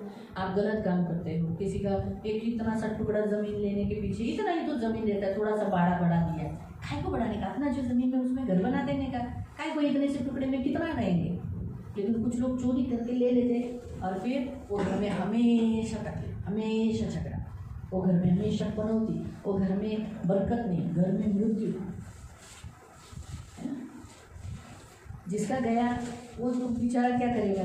सोचता रहेगा ना, तो कभी वो जमीन पे सुख से नहीं जाएगा, ऐसा ही बोलेगा ना, ये ज़मीन में तू गाड़ा जाएगा, तुझे जीने नहीं देगी ये ज़मीन। तो भाई को कितने लोगों के श्राप क्यों लेने के? लेकिन लोग खुद से कमाते हैं।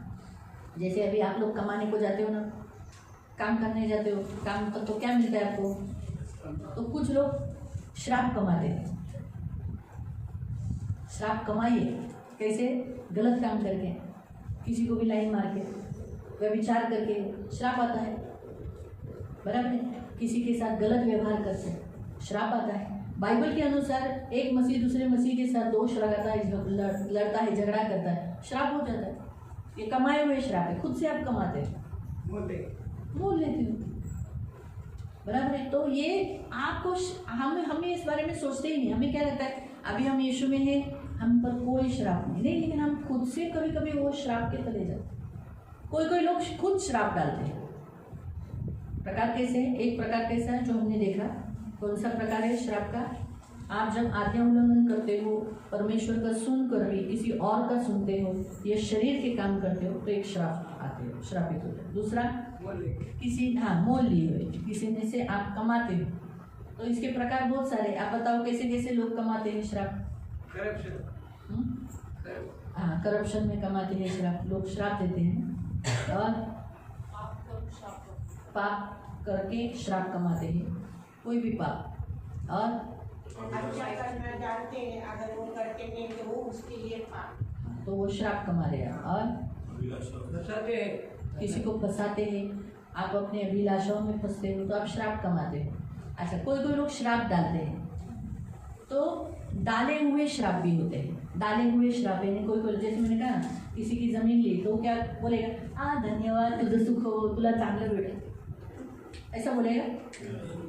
मैं भी नहीं बोलूँगी तुझं सुखी हो, तुझं काय चांगलं हो।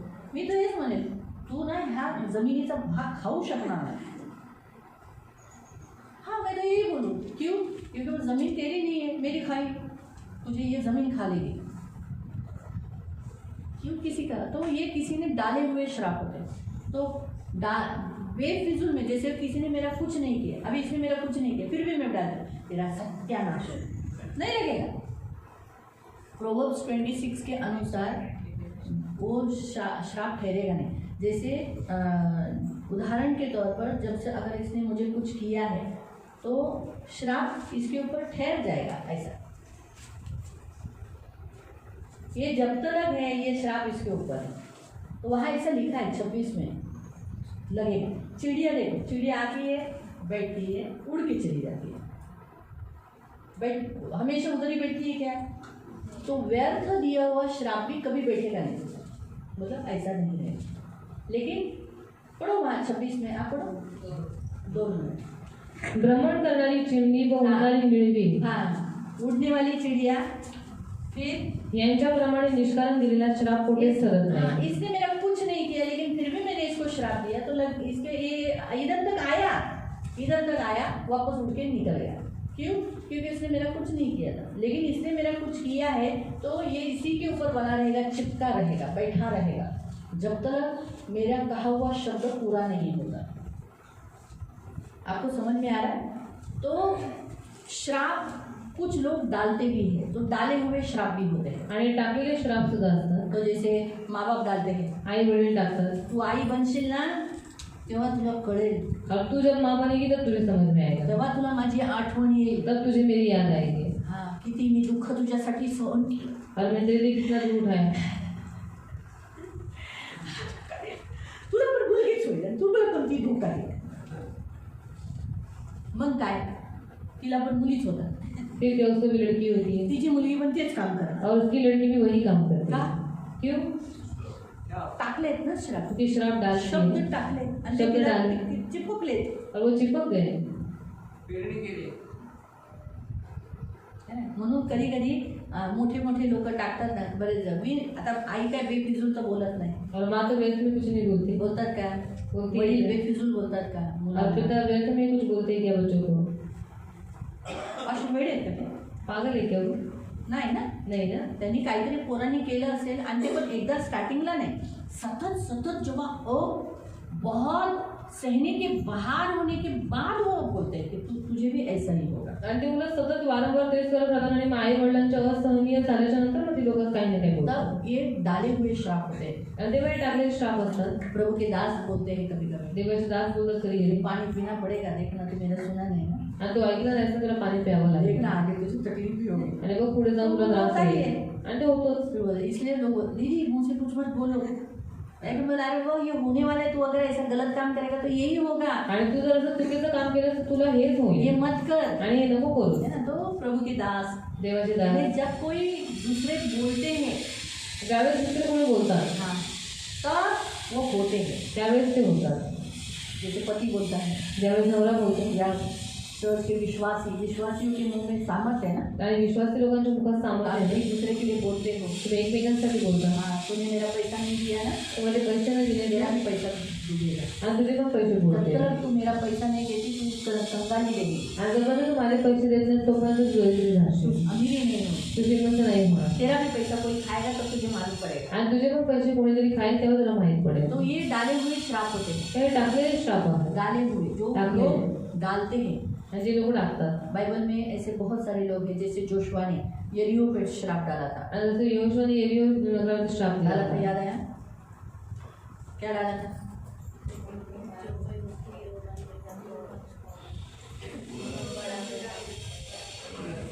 किसके लिए डाला था? हाँ?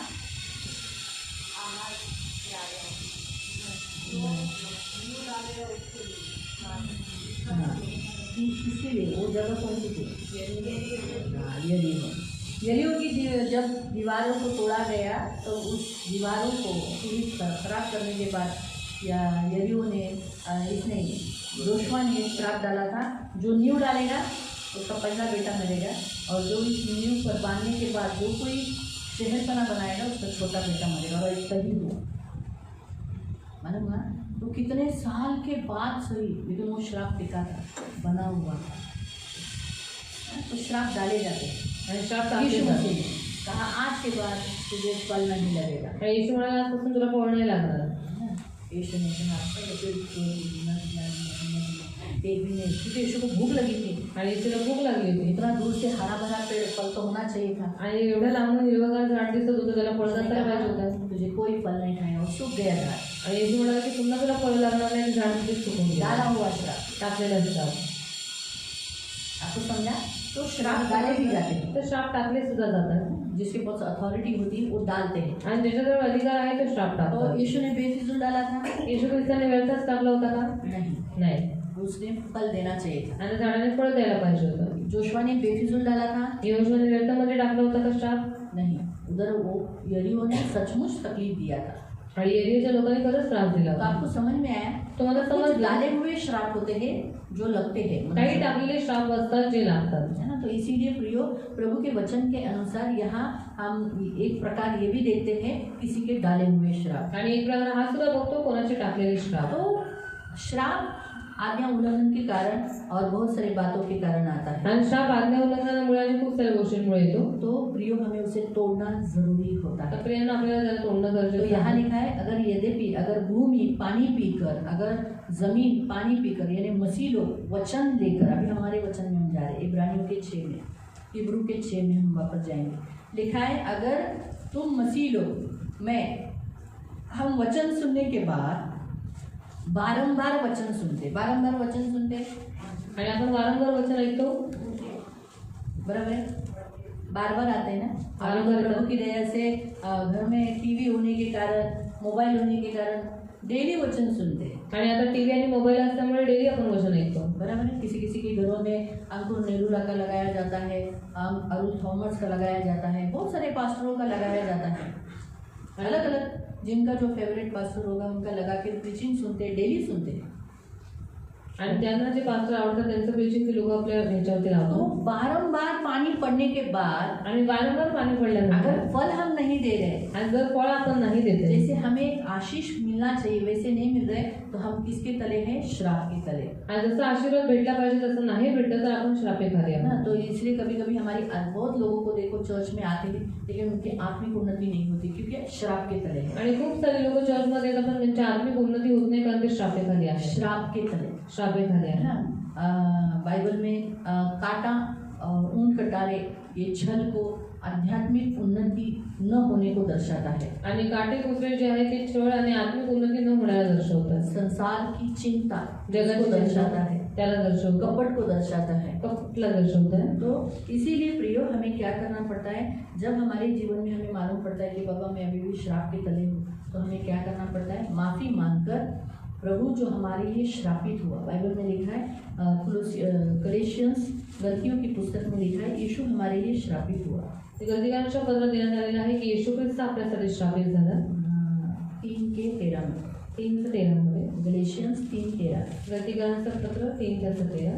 मसीह हमारे लिए श्रापित बना, हमें मोल लेकर व्यवस्था के श्रापों से छुड़ाए, क्योंकि लिखा है जो काट पर लटकता है वो श्रापित है। आणि आपल्याबद्दल ख्रिस्त श्राप झाला आणि त्याने आपल्याला नियमशास्त्राच्या श्रापापासून खंडणी करून सोडवले, कारण जो कोणी झाडावर टांगलेला आहे तो श्रापित आहे। 14 में लिखा है, इसीलिए ये अब्राहम की सारी आशीष यीशु मसीह में हमें मिले, इसीलिए प्रियो प्रभु चाहता है हम आशीष पाए। आणि यात उद्देश हा होता की अब्राहमाला दिलेला आशीर्वाद येशू ख्रिस्तामध्ये परराष्ट्रीयांना म्हणजे आपल्याला मिळावा। तो इसलिए हमें क्या करना पड़ता है, हमें बारंबार अपने श्राप के लिए प्रभु से तोड़ना जरूरी होता है। आणि म्हणून आपले श्राप वारंवार देवाच्या समोर तोडावे तो आप लागतात। जिस देश में रहते हो वो देश में आपको फल नहीं मिल रहा है, आप देश के श्राप को तोड़ो। आणि ज्या देशामध्ये तुम्ही राहता तिथे तुम्हाला फळ नाही भेटत, त्या देशाच्या श्रापेला तोडा। आप जो देश में जिस देश में रहते, अभी हम तो भारत देश में रहते हैं, आणि आपण तर भारत देशात राहतो, हमारे भारत देश में मूर्ति पूजा होती है, जादू टोना होता है, व्यभिचार होता है, आणि आपल्या भारत देशात मूर्तिपूजा जादूटोणा व्यभिचार होतो, हमारे एरिया में रखा जाता है मूर्ति, आणि आपल्या एरियामध्ये मूर्ती ठेवली जाते, श्राप के तले आते हैं, श्रापेखाली येतात। है ना। तो हम हमारे देश के लिए मध्यस्थी करना चाहिए, कहना चाहिए प्रभु हमारा देश, हमारे भारतीय यहाँ ऐसे ऐसे काम करते हैं, हमारा भारत देश सचमुच श्राप के तले आया है, हम माफ़ी मांगते हैं। यीशु मसीह भारत देश का श्राप तोड़ने के लिए क्रूस पर चढ़ा, आणि येशू ख्रिस्त भारत देशाचा श्राप तोडण्यासाठी वधस्तंभावरती नेला, क्योंकि आपको मालूम है यीशु मसीह के बहाए गए लहू से भूमि ने जो पिया, इसलिए भूमि का श्राप टूटा है। आणि येशू ख्रिस्ताचं वधस्तंभावरचं जे रक्त आहे ते भूमीवरती पडल्यामुळे ती भूमी श्रापापासून मुक्त झाली, मालूम हुआ। तो इसीलिए बारंबार हमें भूमि से जो उपज मिलनी चाहिए, आपको जो प्रतिफल पूरा मिलना चाहिए, अगर आपका पगार 20,000 है, 25,000 है या 30,000, जो आपको पूरा मिलना चाहिए, तो वो ज़मीन से आपको मिलना चाहिए। तो कहना है इस ज़मीन पर मेरे यीशु का लहू बहाया है, तो ये ज़मीन मेरे प्रभु के द्वारा मेरे लिए आशीषित है, भले मेरे दूसरे लोगों के लिए नहीं, लेकिन मैं विश्वासी हूँ, मैं इस देश की वासी हूँ, तो मेरे लिए इस ज़मीन पर प्रभु यीशु का लहू बहाया गया है, जिसके कारण ये ज़मीन मुझे पूरी उपज देगी, कांटे ऊँट कटारे नहीं देगी, क्योंकि मेरे यीशु ने कांटों का मुकुट पहना है। जॉन चैप्टर 19 में आप पढ़ सकते हो, यूहन्ना अध्याय 19 में पढ़ सकते हैं, मेरे ख्याल से उसमें 1 या 2 में आप पढ़ सकते हैं कि यीशु को कांटों का मुकुट गूंथा गया और सिर पर डाला गया। एक वचन है, दूसरा वचन है, दूसरे वचन में पढ़ो। शिपायांनी काट्यांचा मुकुट गुंफून त्याच्या डोक्यात घातला व त्याला जांभळे वस्त्र पांघरवले। हाँ, क्या लिखा, उसको कांटों का मुकुट डाला और कांटों का मुकुट गूंथ कर क्या किया, एक मुकुट के समान उसको पहना दिया, और उसको कौन से वस्त्र पहनाए, बैंज ने। वहाँ यूहन्ना अध्याय 19 में पढ़ सकते हैं। तो यीशु ने कांटों का मुकुट पहना है। एक मुकुट क्यों पहना है मालूम, क्योंकि यीशु कहता था मैं राजा हूँ, आणि मुकुट का घालला गेला, कारण येशू म्हणायचा मी राजा आहे। लेकिन यीशु को कांटों का मुकुट क्यों पहनाया गया, क्योंकि हमारे मन के लिए जो कांटा किसको बताया, मैंने अभी बताया, श्राप। क्या बताया गया था, श्राप, दर्द, वेदना, तकलीफ, उसको दर्शाया गया था। तो यीशु ने हमारे लिए कांटों का मुकुट पहनकर हमारा सारा दर्द, सारा श्राप, सारी वेदना उसने उठाई, आणि येशू ख्रिस्ताने आपल्यासाठी काट्यांचा मुकुट घालून आपलं दुःख, त्रास, वेदना सगळं दायित्व त्यांनी उचललेलं आहे। मालूम हुआ।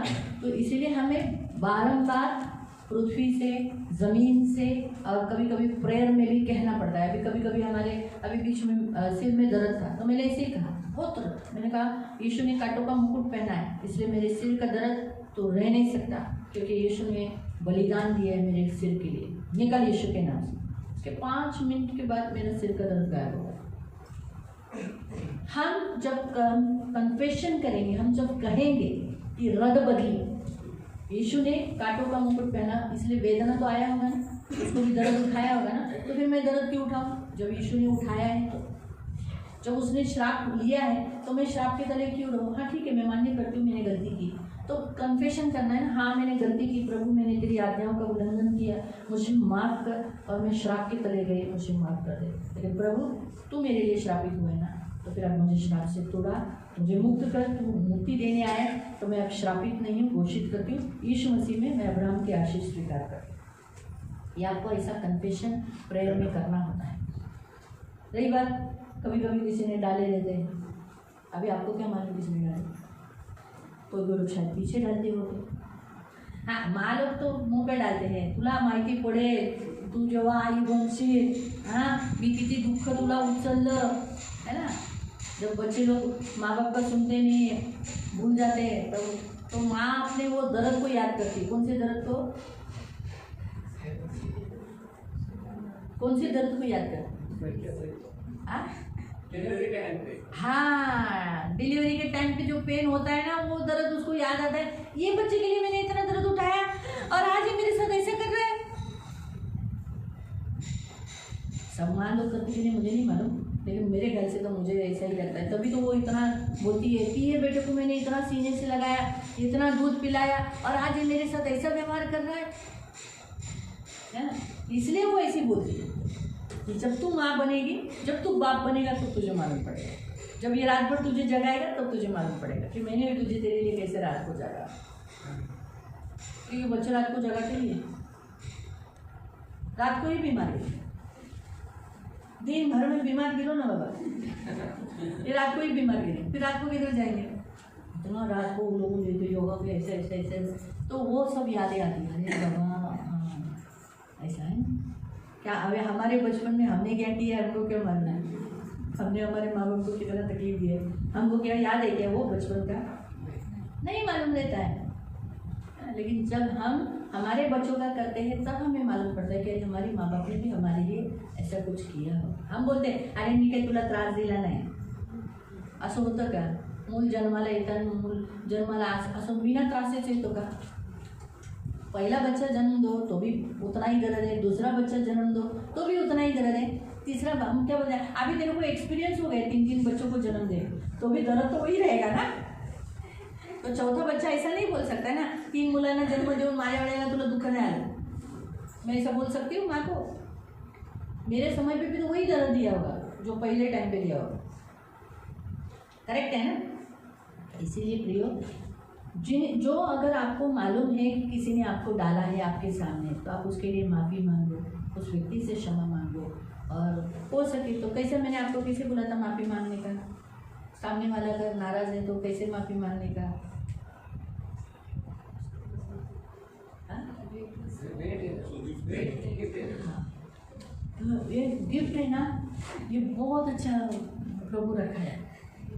कितना नाराज आदमी हो, जब वो गिफ्ट देखता है ना गुस्सा ठंडा हो जाता है। खुद परमेश्वर देखो ना, जब परमेश्वर बहुत नाराज रहता है, बहुत नाराज है, मारता है, लेकिन जब हम उसको गिफ्ट दे देते हैं खुश हो जाते हैं। और तुरंत मैं भी ऐसे ही करती हूँ। मेरे समय पे मुझे अगर कुछ तकलीफ हुआ, पेट का तकलीफ हुआ या कुछ भी, तो मैं तुरंत परमेश्वर को भेट दे देती हूँ। और मैं प्रभू मी चुकल्या मला माफी हे मी तुझ्यासाठी दिली, हे तुझ्या मंडळीला मी देते, प्रभू माझ्याकडून कर। तुरंत मैं ठीक, उस शाम तक मैं ठीक, तुरंत। तो मुझे ये मालूम पड़ गया है भेंट से अच्छे है, या फिर किसी को कोई नाराज़ है, जाके मिल के आने का, साथ में कुछ चॉकलेट लेके जाने का, भेंट देने का, आनंद करने का। अरे तुला सरप्राईज आहे, कशा आहे, सहज है ना। भेंट दे, मनपसंद खाना लेकर जाने का, शोरमा विरमा लेके जाने का, अगर आपके घर का कोई फेवरेट है तो खुश कर देने का। नहीं शोरमा खाते होगे तो शोरमा मत लेके जाओ, नहीं तो बोलेगा ना खाएंगे ऐसे ऐसे। जो उनको पसंद है वो वस्तु लेकर जाओ। तो एकदम बीवी नाराज़ है तो उसको गजरे बिजरे लेके जाओ, गजरा लेके जाओ, खाने वाली वस्तु लेके जाओ। औरतों की ज़्यादा से ज़्यादा कौन सी फेवरेट वस्तु रहती है? पानी पूरी। हाँ, घूमने लेके जाओ, बहुत गुस्सा ठंडा घूमने लेके जाने का, फिरने को बोलने का, जाओ फिर के आओ, मार्केट में जाओ।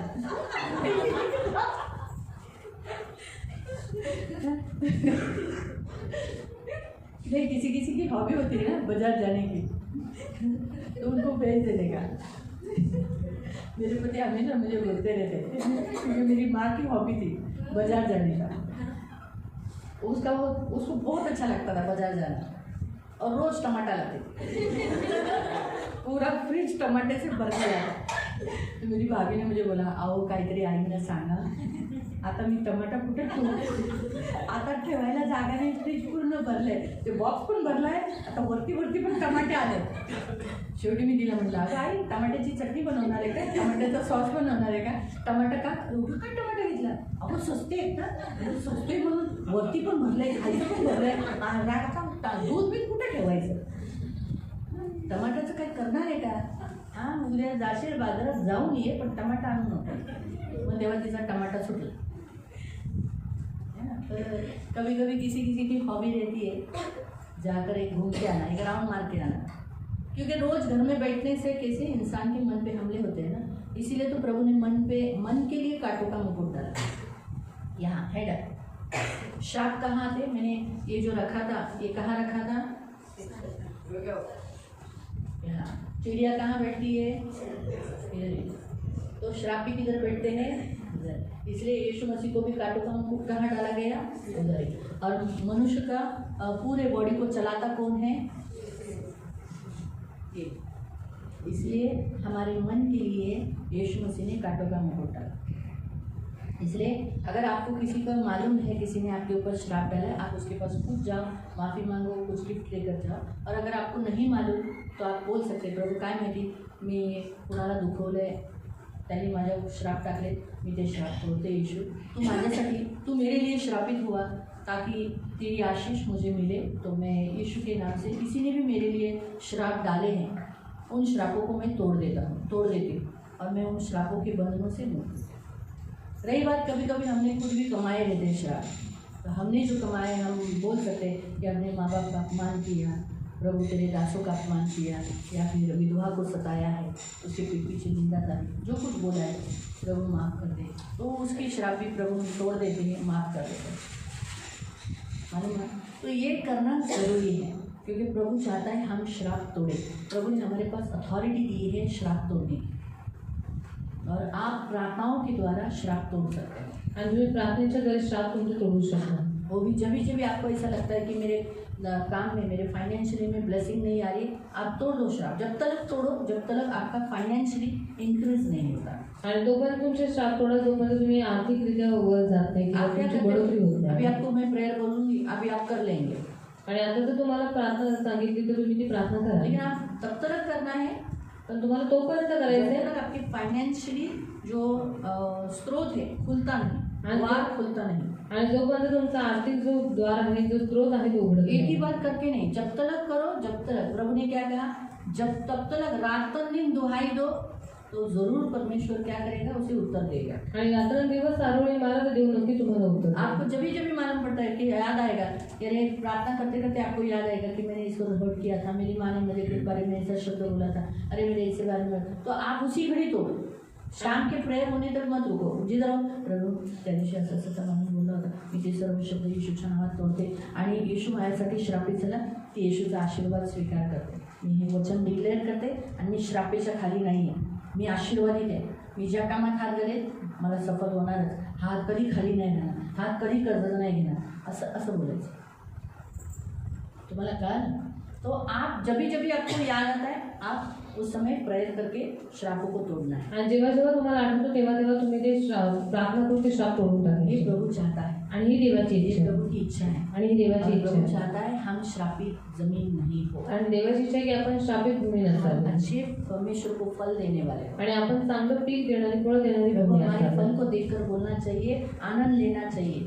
देवाने आपल्या फळाला बघून आनंद घेतला पाहिजे। अगर आज भी अगर हम कांटे मूंग कटारे उगा रहे और प्रभु को खुश नहीं कर रहे, तो प्रभु हमें निकाल देगा उस दाग की बारी से, निकाल कर कहाँ जलाने में डाल देगा। आणि आजही आपण काटे घुसळे उगवत आहोत, देवाला फळ देऊन प्रसन्न करत नाही आहोत, तर देव आपल्याला त्याच्या जागेतून काढून तो आपल्याला बाहेर टाकून देईल। तो बहुत ज़रूरी है प्रियो कि हम परमेश्वर को क्या करें, हम परमेश्वर को खुश करें, आणि फार गरजेचं आहे की आपण देवाला प्रसन्न करावं, आनंदित करें। त्याला आनंदित ये करावं, प्रभु की इच्छा है, आणि ही देवाची ये इच्छा आहे, परमेश्वर चाहता है। आणि हीच देवाची इच्छा आहे। तो आपको लगता है आप श्राप के तले हो, किसी ने आपको श्राप डाला है और या आपने खुद कमाए हैं, आणि तुम्हाला असं वाटतंय की तुम्ही श्रापिकाली आहात, तुम्ही कोणीतरी तुम्हाला श्राप दिलाय किंवा तुम्ही स्वतःहून ते श्राप कमवलेले आज आहात, उपवास प्रार्थना में तो हम तोड़ेंगे। तर आपण उपवास प्रार्थनेमध्ये आहोत, आपण ते तोडू।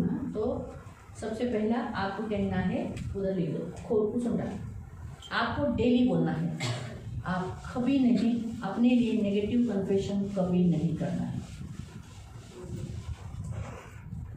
सबसे पहले आपको कहना है मैं आशीषित हूँ,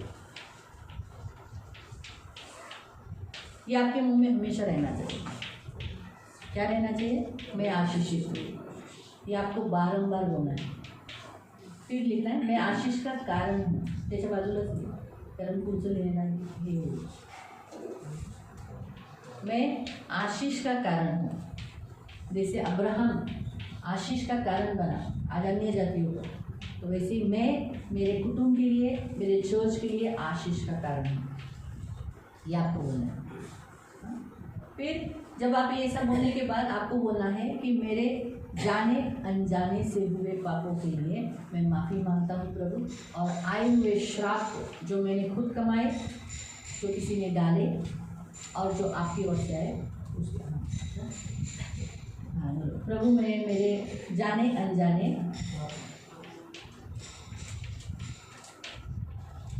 पापों के लिए, क्योंकि कुछ पाप जानकर करते हैं, यानी जानकर, और अनजाने कुछ बातें अनजाने से होती है।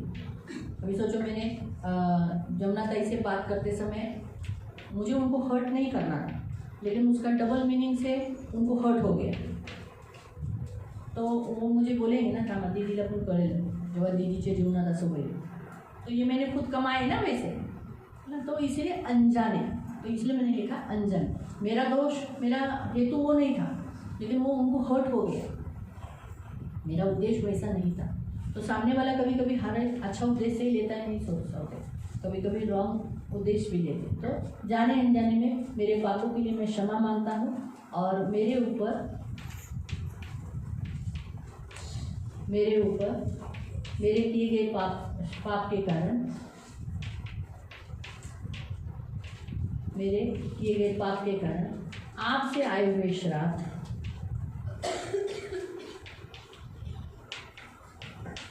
किसी ने डाले हुए श्राप, किसी ने डाले हुए श्राप और मैंने कमाए हुए श्राप,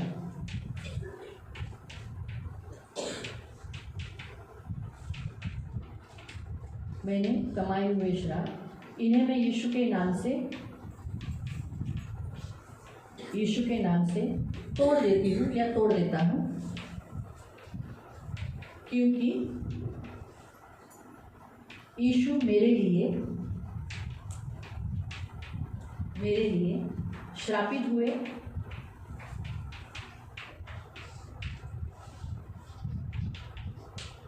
और उसकी आशीष मैं स्वीकार करता हूँ। गलेशियंस 3:13 के अनुसार, और गलेशियंस 3:14 के अनुसार अब्राहम की सारी आशीष मैं अपने जीवन में स्वीकार करता हूँ।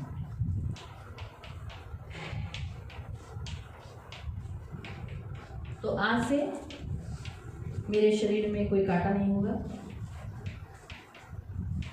मेरे फाइनेंशियली में अभाव या नुकसान नहीं होगा, मेरा धंधा, मेरी नौकरी, मेरा सैलरी, मेरा ज़मीन से जो धन है, इस पृथ्वी से जो धन है वो मुझे मिलेगा, क्योंकि इस भूमि के लिए यीशु ने लहू बहाया है। यीशु का बहता हुआ लहू ने ज़मीन के श्राप जो मेरे ऊपर थे वो तोड़ दिए हैं। अब इस ज़मीन से मुझे जो मिलना है वो मुझे मिलेगा, वो भी पूरा फ़ायदा में। इसीलिए भूमि से मुझे जो प्रतिफल है, आशीष है, वो मुझे मिलेगी। फिर आप अन्य अन्य सारे वचनों को प्रोक्लेम कर सकते हो। भूमि से गड़ा हुआ तुझे धन दूंगा, तुझे भूमि नहीं तो मैं भूमि दूंगा। आपको कभी कभी ऐसा भी लगेगा, क्या मेरे नाम पे जमीन निकलेगी? है क्या? हाँ, लेकिन निकलेगी। अभी ये लोग ने भी कभी जिंदगी में सोचा था क्या कि इनकी जमीन निकलेगी? लेकिन इनकी निकली ना। अभी ऑनलाइन है सब मिलते हैं। 12 और 11 और 12 कितना हुआ? 23 घंटा मिली है ना? कभी सोचा था नहीं ना? तो प्रभु कर सकता है।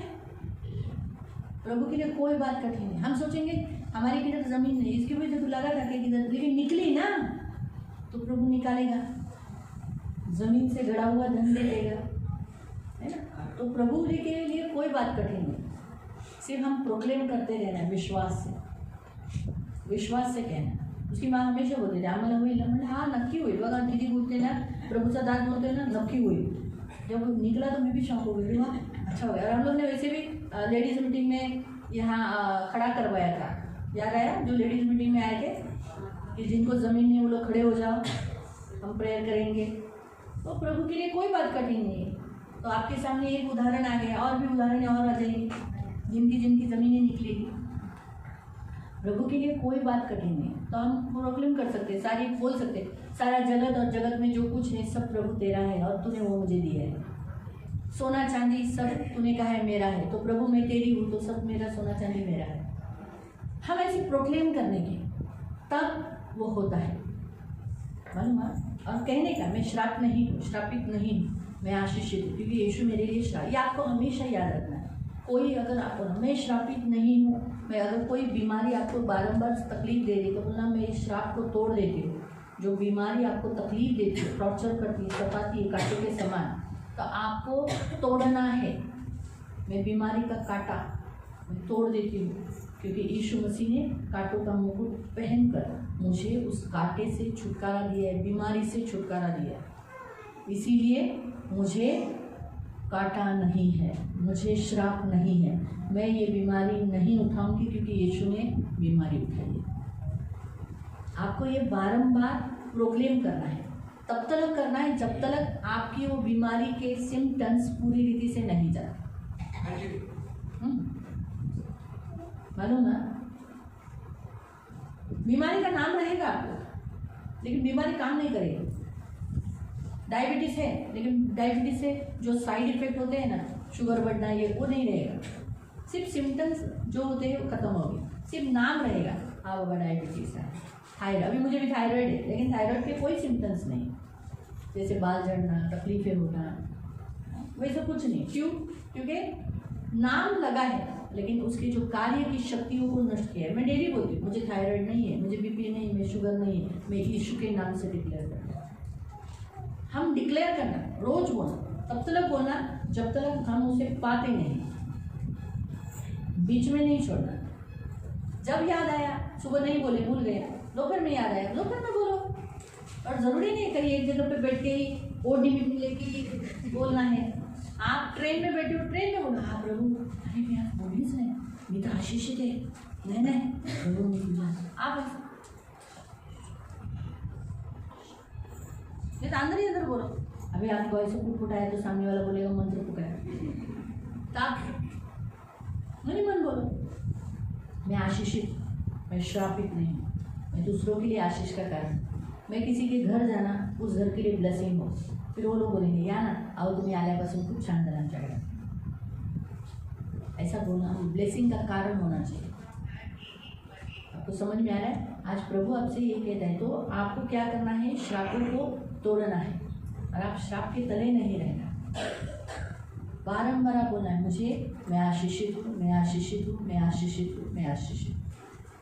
और प्रभु एक दिन सचमुच आपको करेगा। किसी को कोई प्रश्न श्राप के ऊपर? हे जे सांगितले ते म्हणजे आपण जे कॉन्ट्रीब्यूट केले ते म्हणजे ज्याने आणलं नाही डोक्यावरून खाल्ली, पण काही काही म्हणजे आपला त्याच्यात दोषच नसतो. असतो एक घराणा श्राप आहे, जसं भूमी श्राप आहे तुम्ही सांगितलं, घराणा पण श्राप आहे. असतो. त्यांचे जे म्हणजे पुढची पिढी आहे त्यांना पण तो श्राप ऑलरेडी मिळाला. म्हणून आपल्याला काय करायचं, जसं आपण जमिनीचा श्राप तोडतो, आपल्या देशाचा श्राप तोडतो ना, तर तसंच आहे ना, आपल्याला आपल्या घराण्याचा पण श्राप तोडायचा आहे. की प्रभू जसं डॅनियलने तोडला, नेहेमीयाने प्रार्थना केली, त्याच्या पूर्वजांसाठी प्रार्थना केली, त्याच्या घराण्यासाठी त्याने प्रार्थना केली. मग तसंच आहे ना, तुम्हाला पण तुमच्या घराण्यावर आलेल्या सर्व श्रापांबद्दल, आणि आपल्याला माहिती आहे आपल्या कुटुंबाने काय काय केलं आहे, मूर्तीपूजा केली आहे, रक्त दिलेलं आहे. कधी कधी आपल्याला माहिती पण नसतं आपल्या पूर्वजांनी रक्त दिलं आहे नाही दिलं आहे, पण आपण कबूल करायचं. कबूल करायला काय हरकत आहे, कारण आपण तर बघायला नव्हतो, पण आपण बोलायचं प्रभू माझ्या घराण्यावर पण आलेला श्राप आहे, मी तोही येशूच्या नावात तोडते, येशू ख्रिस्ताच्या नावात. कारण तुझं वचन म्हणतं प्रभू ख्रिस्तावर विश्वास ठेव, तुझं घराण्याचं तारण होईल. तारण हा आशीर्वाद आहे. जर तू मला माझ्या घराण्यामध्ये मला आशीर्वादित केलं, म्हणजे मला तारण देऊन तू आशीर्वादित केलं ना, मग तसंच माझ्या घराण्यालाही तारण देऊन आशीर्वादित कर. मग तो जो श्राप आहे त्या श्रापाच्या तरुण त्यांना मुक्त कर, कारण तू त्यांच्यासाठी श्रापित झाला की त्यांना आशीर्वाद मिळाला. ह्या वचनानुसार मी डिक्लेअर करते, येशूच्या नावात डिक्लेअर करते, माझ्या घराण्याचंही तारण होईल आणि ते माझ्याही पुढं उभं राहतील असं बोलतो. घराण्यासाठी सुद्धा आपल्याला करावं लागतं. तुम्हाला तुमच्या जागेसाठी कधी कधी मी तुम्हाला हेही सांगते, कधी कधी काही जागेमध्ये पण श्राप असतात, तर जागेसाठी सुद्धा तुम्हाला ते श्राप तोडावे लागतात, हे लक्षात ठेवा. तर घर चेंज करून किंवा जागा स्वतःचं घर तुम्ही हे करू शकता का? तर समजा मी हिला सांगितलेलं भाग्यश्रीला की ती जागा सोडून जा, पण जागा सोडण्यापेक्षा श्राप तोडलेली बरे ना. आता पुन्हा नवीन ठिकाणी जायचं, नवीन घर बांधायचं, नवीन हे सर्व कुठपर्यंत करणार? त्यापेक्षा त्या घरात सोपी आयडिया ना की ते श्राप तोडलेले बरे, त्या जागेवर जे श्राप आहेत ते तोडलेले बरे, बरोबर. म्हणून सांगण्याचा उद्देश तोच आहे, जागेवर असतो, माणसांवर असतो, बायांवर असतो, मुलांवर श्राप येतो. कारण बघा एलिशाने मुलांवर श्राप दिला मुलांना, आणि काय झालं, रेचणी आल्या आणि त्या 2 रेचणींनी त्या मुलांना एक संगती मारून टाकलं, कारण त्यांनी काय केलेलं, देवाच्या दासाचा अपमान केलेला. म्हणून मुलांवरही श्राप येतो. जर देवाचं ते भय बाळगत नाही तर मुलांवर श्राप येतो. म्हणून आपण श्राप तोडायचं. काय माहिती बाबा प्रभू माझ्या मुलांकडून काही झालं असेल, त्यांच्याबद्दल मी क्षमा मागते आणि तो आलेल्या श्रापांची बंधनं तोडते. तर म्हणून श्राप तोडायचे, सतत तोडायचे. जेव्हा जेव्हा तुम्हाला वाटतं की ते श्रापाचे बंधन आहे तिथे तोडून टाका. तुम्हाला जेव्हा एखाद्या घरात गेला, तुम्हाला माहिती पडेल की घर खूप हे तर आशीर्वादाचं नाही, श्रापेच्या ठिकाणी, तर ते श्राप तुम्ही तोडू शकता, स्वतःवरचे दुसऱ्यांचेही तोडू शकता. तर माणसांवर असतात, पैशांवर श्राप येतो, नोकरीवर श्राप असतो, ज्या ठिकाणी तुम्ही काम करता त्या मालकाचा पण श्राप तुमच्यावर येतो, हे नेहमी लक्षात ठेवा. म्हणून म्हणायचं प्रभू मी ते कामगार आहे, माझ्या मालकाने काय केले, तो काय करतोय माहिती नाही, म्हणून त्याच्याबद्दल मी क्षमा मागतो, पण जोपर्यंत मी आहे त्याचे श्राप माझ्यावर येऊन घेऊ नये. मी अब्राहमाच्या दासत्वाखाली अब्राहमाचा वंशज आहे, म्हणून मला अब्राहमाचाच आशीर्वाद राहतो, हे तुम्हाला बोलायचं. कधी कधी प्रभूचे दासही चुकतात, तुमचे मालक पण चुकत असतील ना, श्राप उडवून घेत असतील ना, म्हणून त्यांचे श्राप तोडा आणि त्यांच्या उतरलेला श्राप तुमच्यावर येऊन जाऊ. काय तर म्हणून पैशांवर पण श्राप असतो, नोकरीवर श्राप असतो, घरावर श्राप असतो, घराण्यावर श्राप असतो, मुलाबाळांवर श्राप असतो, बाईंना श्राप असतो. म्हणून जी बाई कधी कधी सतत आजारी असते श्रापेमुळे असते. अजून कोणाला काही प्रश्न? मला हे का निघालं माहिती आहे, कारण मला जेवढे नेपाळी भेटले ते सगळे सतवलेलेच भेटतात. तर मग जेव्हा मला प्रभू बोलला की अरे त्या नगरावर श्राप आहे, मी विचारलं का प्रभू मला सगळे नेपाळी असेच का भेटतात, एकदम सतवलेले, हमेशा त्यांना त्रास, त्यांना भूतांचा त्रास होतो. तेव्हा मला प्रभू बोलला की ते तिथं राहतात ते नगरच श्रापित आहे, नेपाळ हा भाग श्रापित आहे, कारण एवढी मूर्तीपूजा आहे तिथे. म्हणून तिथं जे ख्रिस्ती आहेत त्यांनी तेवढी प्रेयर केली पाहिजे, श्राप तोडले पाहिजे, श्रापाच्या बंधनातून मुक्त झालं पाहिजे, तेव्हा ते मुक्त होतील. त्यांना त्यांच्या देशासाठी स्वतः प्रेयर केले. आता आम्ही कसं आपल्या भारत देशासाठी डेली प्रेयर करतो, डेली करतो ना, तसं त्यांनी आपल्या नेपाळासाठी रोज केली पाहिजे, पण तसे ते लोक प्रेयर करत नाही जास्त. जैसे आपने बोला नहीं क्या हम किसी का जमीन ले लेते हैं तो हम पे श्राप आता है, तो जो हमारा जमीन है उनके ऊपर क्या आता है? उनके ऊपर भी श्राप आता है। जो आपका ज़मीन लेगा, जैसे हम लिए तो हमारे ऊपर श्राप है, तो वैसे ही जो लेते हैं उनको भी श्राप है ना। तो उनको क्या श्राप आएगा? उनके भी घर में देखो, वो हमारी ज़मीन, अभी सोचो तेरी ज़मीन किसी ने ले ली या आपकी किसी ने ज़मीन ली, उनके घर देखो कभी भी भले बड़ा बनाया हो लेकिन वो लोग घर में शांति से नहीं रहते, हमेशा बीमारी, दुख, दर्द, झगड़ा, और आगे जाके वो घर गिरेगा।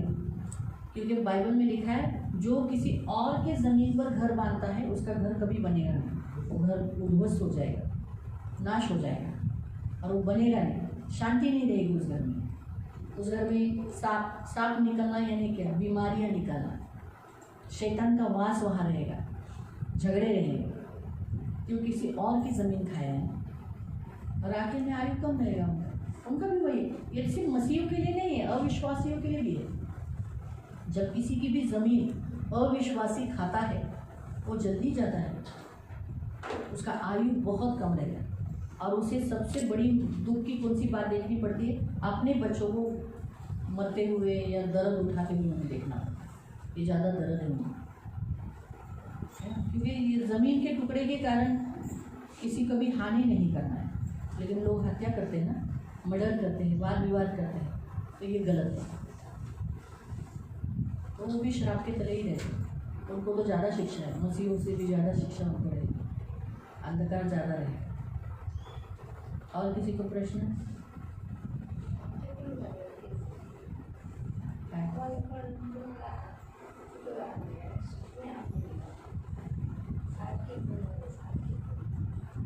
मग तुम्हाला स्वतः तोडायचे, रोज तिथे प्रार्थना करायची, रोज तिथे ते श्राप तोडायचे येशू ख्रिस्ताच्या नावात, रोज ते घर शुद्ध करायचं, रोज वाटीमध्ये पाणी घेऊन येशूचं रक्त टाकून ते घर शुद्ध करायचं आणि रोज करायचं, कारण तुम्ही रोज त्या घरात राहा, तुम्हाला रोज त्या घरात प्रार्थना पेरली पाहिजे, तेव्हा तर तुम्हाला ती प्रेयर करावी लागेल।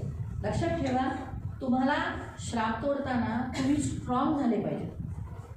काटा आहे ना, हा चुकतो, काटा पकडणाऱ्याने कसा पकडला पाहिजे, तेच वचन पुन्हा वाचा की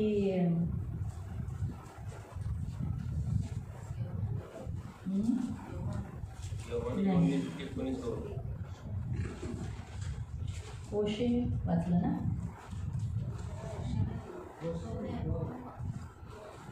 त्याने काय म्हटलं त्याच्यामध्ये की काटा एका माणसाच्या द्वारे उचलण्यात,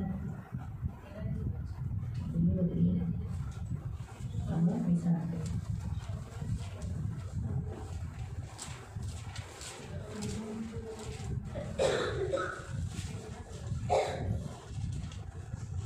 हाँ दूसरा सैमुअल है, दूसरा सैमुअल अध्याय 23, सेकेंड सैमुअल चैप्टर 23 और उसका 6 और 7। देखो अभी मैं पढ़ती हूँ, आप ध्यान से सुनो। इधर लिखा है ओछे लोग यानी गंदे लोग, निकम्मे लोग, वो सब निकम्मी झाड़ियों के समान है। तो मैंने आपको कहा था काटा किसको बोला है? अधर्मियों को, दुष्ट लोगों को बताया गया है। मेरा समान है जो हाथ से पकड़ी नहीं जाती। काटा हाथ से पकड़ा जाता है क्या? नहीं। लेकिन लिखा है परंतु जो पुरुष उनको छुए यानी बुद्धिमानी से उस कांटों को पकड़ता है, उसे लोहे और भाले की छड़ से सुसज्जित होना चाहिए। यानी वो आदमी कैसा होना चाहिए? लोहे के समान स्ट्रॉन्ग और भाले के समान यानी लड़ने वाला। भाले की जो छड़ होती है जो आगे भाला रहता है और उसको पकड़ने, वैसे स्ट्रॉन्ग ताकत वाला वो पुरुष होना चाहिए, सुसज्जित यानी इतना स्ट्रॉन्ग होना चाहिए। अगर आपको श्रापों से तोड़ना है, श्रापों से लड़ना है, तो आपको कैसा होना चाहिए? उस पुरुष के समान जो लोहे के जैसा स्ट्रॉन्ग। लोहा कैसा है? स्ट्रॉन्ग है। उसको ऐसा कर सकते हैं। लोहा कब मेल्ट होता है? हाँ, तो वैसे ही हम मसीह लोग पवित्र आत्मा के द्वारा ही झुक सकते हैं, वरना हमें कोई झुकाने वाला नहीं होना चाहिए। इतने हम प्रभु में स्ट्रांग होने चाहिए, कोई शक्ति हमारा सामना नहीं करना चाहिए, हम पर अटैक नहीं करना चाहिए।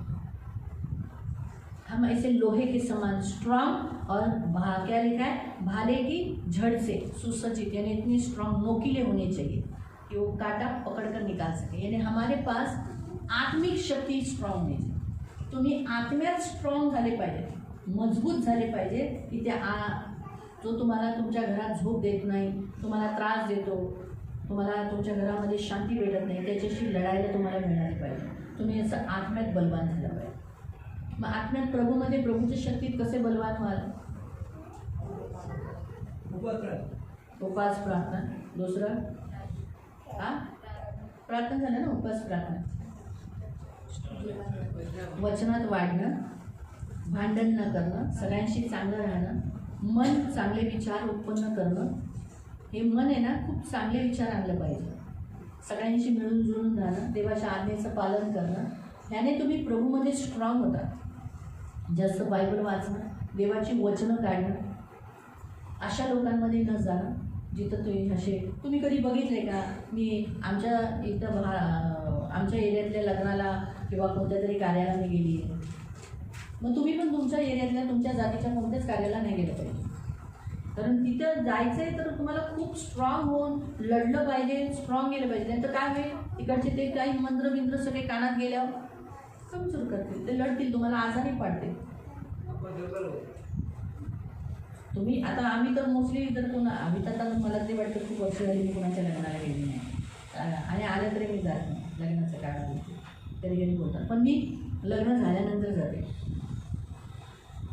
लग्न झाल्यानंतर जाते. आणि जर ते मंदिरात असेल तर मी बिलकुल जात नाही. असं ओपन लॉन्च असेल ना, तिथं ठेवलं असेल तर जाते. ते सुद्धा खूप उशिरा जाते. उशिरा जाऊन स्टेजवर जायचं, पाकिट द्यायचं, ते काही गिफ्ट पण घेऊन गेलेलं असं देते आणि बघते काही विचारायचं काय केलं आहे का जेवणावर, तर जेवायचं नाही तर नाही जेवायचं, आपलं घरी यायचं. कारण मला तर सांगण्याचा उद्देश बऱ्याच गोष्टी असतात आपल्याला एक प्रभूमध्ये स्ट्रॉंग उभं करण्यासाठी. हे पण करणं गरजेचं आहे. तेव्हा आपण प्रभूमध्ये मजबूत होतो, स्ट्रॉंग होतो. आता हर रविवारी चर्चला येणं, देवाच्या आज्ञेचं पालन करणं, दान दशांश देणं, ख्रिस्ताबद्दल चांगले विचार करणं, ख्रिस्ती व्यक्तींबद्दल चांगलं बोलणं, जरी ते वाईट असतील तरी चांगलं बोलणं, तेव्हा आपण प्रभूमध्ये स्ट्रॉंग होतो. कोणाला अजून काही प्रश्न? ठीक है, करूँगा प्रार्थना. ठीक है, अब हम उभे रहो, हम खड़े हो जाएंगे, हम प्रार्थना करेंगे. ये कॉमन प्रेयर है, ये कॉमन प्रेयर है. आप अपनी वैयक्तिक अलग अलग तरीके से कर सकते हैं. अगर आपको फाइनेंशियली प्रॉब्लम है तो आप फाइनेंशियली भी उनको कर सकते हैं. अगर आप बीमार हो तो आपको मालूम पड़ गया ना, बीमारी के लिए आप घर में बैठ सकते हैं, बोल सकते हैं कि बीमारी का मुझ पर कोई अधिकार नहीं. बीमारी के कांटा को मैं कलवरी क्रूस पर जहाँ यीशु मसीह ने सिर पर डाला वहाँ मैं डालती हूँ और अपने आप को इस कांटे से मुक्त करती हूँ. आपको समझा? फाइनेंशियली के लिए भी आप बोल सकते हैं कि प्रभु ने मेरे हाथों के कामों को सफल किया है. मेरे जाने अनजाने में मेरे से जो भी फाइनेंशियली रिश्ता प्रभु से रॉन्ग हुआ उसके लिए मैं प्रभु से माफ़ी मांगता हूँ. लेकिन आज मैं प्रभु से रिश्ता अच्छा बना था. मैं प्रभु की महिमा करूँगा और मैं प्रभु ने मुझे इस पृथ्वी का अधिकारी और धनवान किया है, रिच किया है. प्रभु मेरे लिए गरीब हुआ कि प्रभु की अमीरता मुझे मिली. तो मेरा पाकिट, मेरा घर, मेरा कबाड़ कभी खाली नहीं रहेगा. ये आपको बोलना है.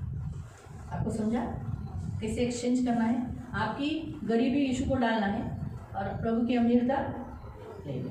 प्रभु की थैली कभी खाली नहीं. प्रभु की जब थैली थी वो खाली नहीं, तो कभी खाली नहीं रही. तो वैसे ही प्रभु तूने कहा कि तुम भी यात्रा करते समय झोली, हाँ थैंक यू, झोली पाकिट लेना. तो प्रभु अगर झोली में दिया तो झोली में कुछ नहीं रहेगा, पाकिट खाली रहेगा तो कैसे सेवा करूँगा, तो मेरे पाकिट भर. ऐसा आपको बोलना है क्योंकि प्रभु ने ऐसे ही कहा. मैंने जब तुम्हें बिना झोली के भेजा कुछ कम पड़ा. जब आप बिना झोली के उन तेरे शिष्यों को कुछ कम होने नहीं दिया. अब तो मैं झोली लेके जा रहा हूँ क्योंकि आपने कहा झोली ले, तो प्रभु मेरा झोली खाली मत रख. लेकिन उसमें न्यूज़पेपर नहीं होना चाहिए, उसमें क्या होना चाहिए? धन होना चाहिए. तेरा वचन लेके घूमूंगा लेकिन पाकिट खाली नहीं रहना चाहिए. मुझे ऐसा बना कि मैं दूसरों का पैसा भर सकूँ, सबका रिक्शा का भाड़ा भर सकूँ. ऐसा मेरा पाकिट बना दे. याद रखो, जितना आप पाकिट से खर्चा करोगे उतना पाकिट में आता जाएगा. मालूम हुआ?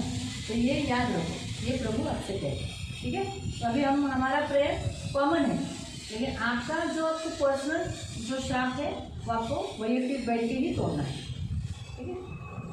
प्यारे बेटा, यीशु के नाम से मैं आपके सामने आता हूँ। पिता, मैं आशीषित हूँ, मैं श्रापित नहीं हूँ। यीशु ने मेरे लिए श्रापित हुए, मेरे सारे श्राप अपने ऊपर उठाए और उसकी आशीष मुझ पर दे दी है। इसीलिए मैं श्रापित नहीं हूँ। लेकिन क्या मालूम, जाने अनजाने में मुझसे बहुत गलतियाँ हुई। मैंने तेरी आज्ञाओं का पालन नहीं किया। कभी कभी जानबूझकर, कभी कभी अनजाने में हुआ। उसके लिए मैं क्षमा मांगता हूँ। और मेरे आज्ञा उल्लंघन के कारण, तेरी बात न सुनने के कारण, किसी और के शब्द को पूरा करने के कारण मेरे ऊपर आए हुए आपकी ओर से सारे श्राप क्रूस पर डालता हूँ, जहाँ यीशु मेरे लिए श्रापित हुए। प्रभु यीशु, मेरे जाने अनजाने में मैंने खुद कमाए श्राप, और जितने लोगों ने मुझ पर डाले हुए श्राप, और सारे श्रापों को यीशु मसीह पर डाल देता हूँ। यीशु मेरे लिए कांटों का मुकुट उतार कर मेरे लिए श्रापित हुए। मेरे सारे कांटों को, उन कटारों को, झाड़ियों को अपने ऊपर ले लिया, ताकि मैं फलदायी हूँ, मैं आशीषित रहूँ, क्योंकि यीशु आशीष है। और वो आशीष पिता ने मुझे दिया है। इसीलिए मैं मेरे सारे श्रापों को जो किसी और ने डाले हैं और मैंने कमाए हैं, मैं तोड़ देता हूँ, और यीशु के लहू से अपने आप को धोकर शुद्ध करता हूँ, पवित्र करता हूँ, और डिक्लेयर करता हूँ मैं आशीषित हूँ। मेरे घर में मेरे कुछ लोग हैं जो कांटे के समान मुझे चुभते हैं। वो मुझे अहंकारी न होने के लिए दिए गए, मुझे नम्र रखने के लिए। प्रभु यीशु, इस कांटों को भी प्रार्थना करता हूँ, और तेरे सिर के ऊपर जो कांटे डाले गए उसमें मैं उन्हें डालता हूँ, और उन्हें परिवर्तित होने के लिए प्रार्थना करता हूँ। मुझे नम्र रखना, कभी भी अहंकारी होने नहीं देना। प्यारे पिता, मैं कभी भी अधार्मिक, दुष्ट कभी भी न होने देना। पिता, यीशु के नाम से सारे कांटों का, उन कटारों का अधिकार यीशु के नाम से मेरे जीवन से, मेरे काम के ऊपर से, मेरे फाइनेंशियली लाइफ के ऊपर, आत्मिक बढ़ोतरी के ऊपर तोड़ देता हूँ, और अपने आप को और मेरे वंश को मुक्त करता हूँ। मेरे घराने के ऊपर आया हुआ श्राप क्रूस पर डालता हूँ, और यीशु की आशीष अब्राहम में स्वीकार करता हूँ। अब्राहम की आशीष यीशु मसीह में स्वीकार करता हूँ। मेरे देश के ऊपर आया हुआ श्राप मैं तोड़ देता हूँ, और यीशु के नाम से यीशु मेरे लिए, मेरे देश के लिए, मेरे भारत देश के लिए, मेरे महाराष्ट्र के लिए, रायगढ़ डिस्ट्रिक्ट के लिए, थाना डिस्ट्रिक्ट के लिए जो लहू बहाया, इसीलिए मेरे भारत देश की जमीन पवित्र है, आशीषित है, और वो मुझे जमीन से आशीष देगी। आज से वो मुझे कांटे, झाड़ियाँ, ऊंट कटारे नहीं उगाएगी, परंतु प्रॉफिट पूरी रीति से मुझे उगाएगी, मुझे देगी, और उस धन से मैं तेरी महिमा करूँगा। उदारता से तेरे भवन के लिए तेरे लिए अपना हाथ आगे करूँगा। धन्यवाद देता हूँ पिता, मैं एक पुरुष होने के नाते मेरे ऊपर आया हुआ श्राप मैं यीशु के नाम से तोड़ देता हूँ और यीशु के ऊपर जो पुरुष बनकर मेरे लिए आया उस पर डाल देता हूँ। और आज मैं घोषित करता हूँ यीशु की आशीष मेरे लिए स्वीकार करता हूँ। मैं आशीषित पुरुष हूँ, श्रापित नहीं। यीशु ने मुझे आशीषित किया है। मैं ब्लेसेड आशीषित पुरुष हूँ। जिस काम में हाथ डालूंगा आशीषित रहूंगा। काम सक्सेस हो गए। मेरे सिर के ऊपर यीशु ने महिमा का मुकुट डाला है, जीवन का मुकुट डाला है। मैं जीऊंगा। मेरे ऊपर कोई काट झाड़ी और ऊन कटारे नहीं, क्योंकि यीशु मेरे लिए उसके सिर के ऊपर कांटों का मुकुट डाला है। इसीलिए मेरे ऊपर यीशु की वंशावली के तले आशीष, अब्राहम की आशीष घोषित करता है। इसलिए बीमारी मुझे बाधा नहीं करेगी। कांटे के समान मुझे चुभाएगी नहीं। मुझे झाड़ी के समान अड़ाएगी नहीं और ऊन कटारे के समान मुझे सुलाएगी नहीं। मैं जीऊंगा, निरोगी रहूंगा। मेरा शरीर भला चंगा रहेगा। एक भी व्याधि मेरे शरीर को छुएगी नहीं। मुझे डायबिटीज नहीं है, मुझे बीपी नहीं है, मुझे कोई बीमारी नहीं है। मैं भला चंगा अष्टपुष्ट पुरुष हूँ। मैं भला चंगा प्रभु में मसीह का बेटा हूँ। धन्यवाद देता हूँ। फिर से डिक्लेयर करता हूँ मैं पुरुष आशीषित हूँ।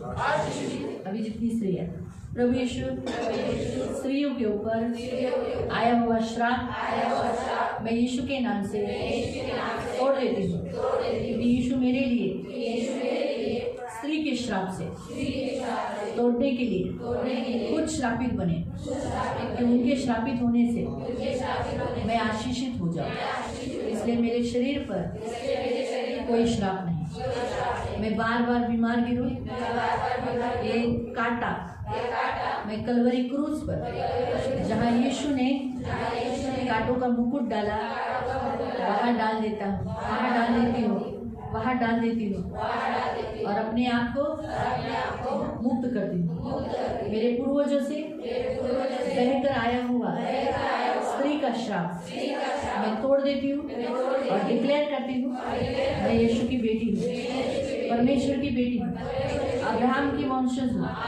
इसीलिए यीशु के नाम से मैं आशीषित हूँ। मैं जिस काम में हाथ डालूंगी उसमें सफलता है। मेरा हाथ कभी खाली नहीं रहेगा, ये उदारता से देने वाला रहेगा। मैं कभी बीमार नहीं रहूंगी। कांटे के समान कोई मनुष्य मुझे चुभने वाला नहीं। झाड़ी के समान मुझे सुलाने वाला, झुकाने वाला कोई नहीं। मेरा यीशु मेरा प्रभु है, मेरा स्वामी है, मेरा मस्तक है।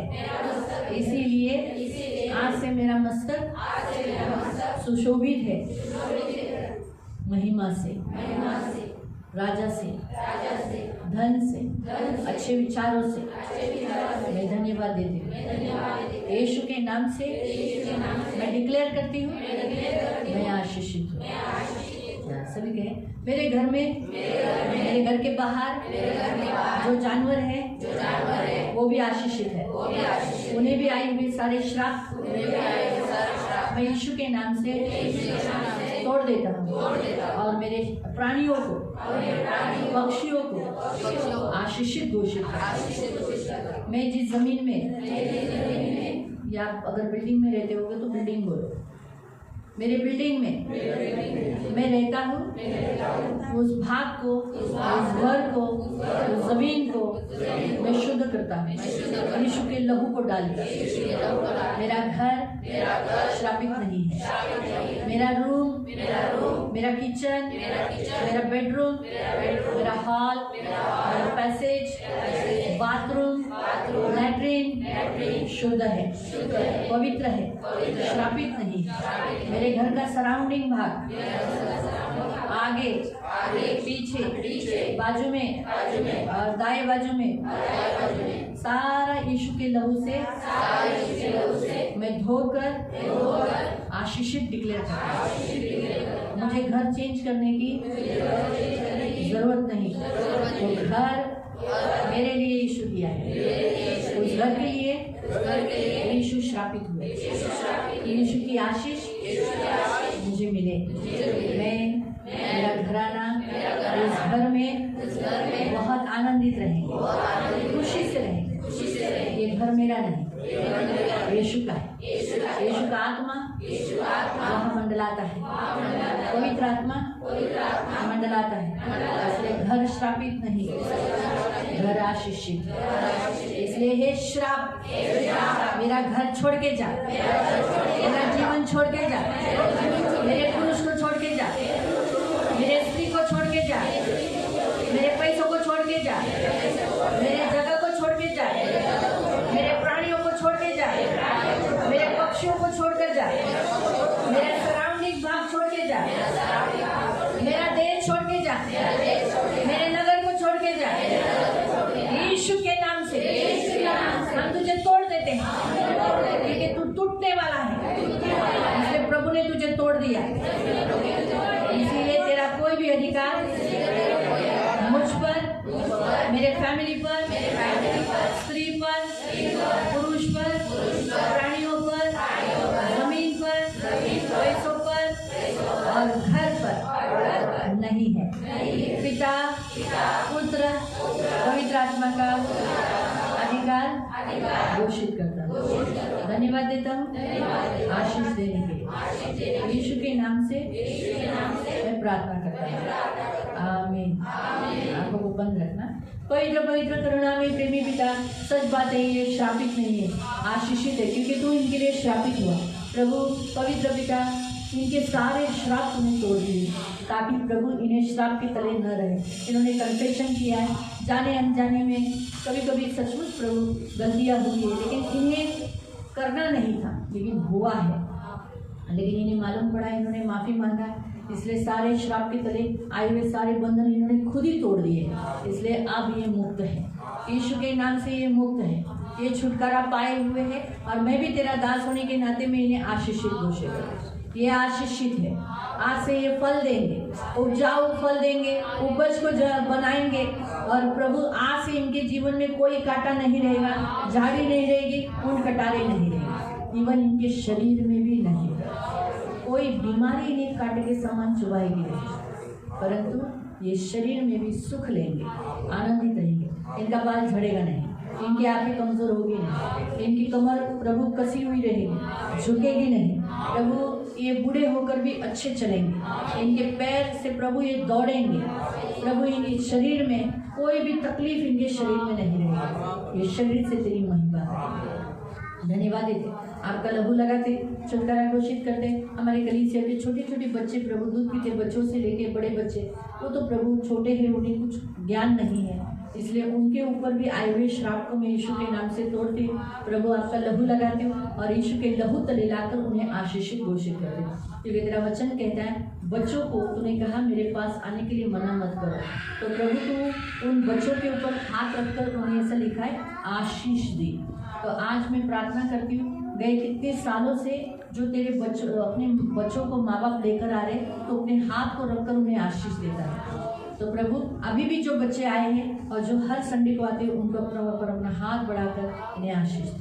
धन्यवाद देते, हमारे बच्चे आशीषित हैं, हमारे छोटे छोटे बच्चे आशीषित हैं, हमारे जवान आशीषित हैं, हमारे पुरुष आशीषित हैं, हमारे सियोन की सारी स्त्री आशीषित है, हमारे सियोन के घरों में जितने लोगों के घरों में, सियोन के घर में भी प्रभु जितने जानवर हैं, पक्षी हैं, और प्रभु वो सब आशीषित है।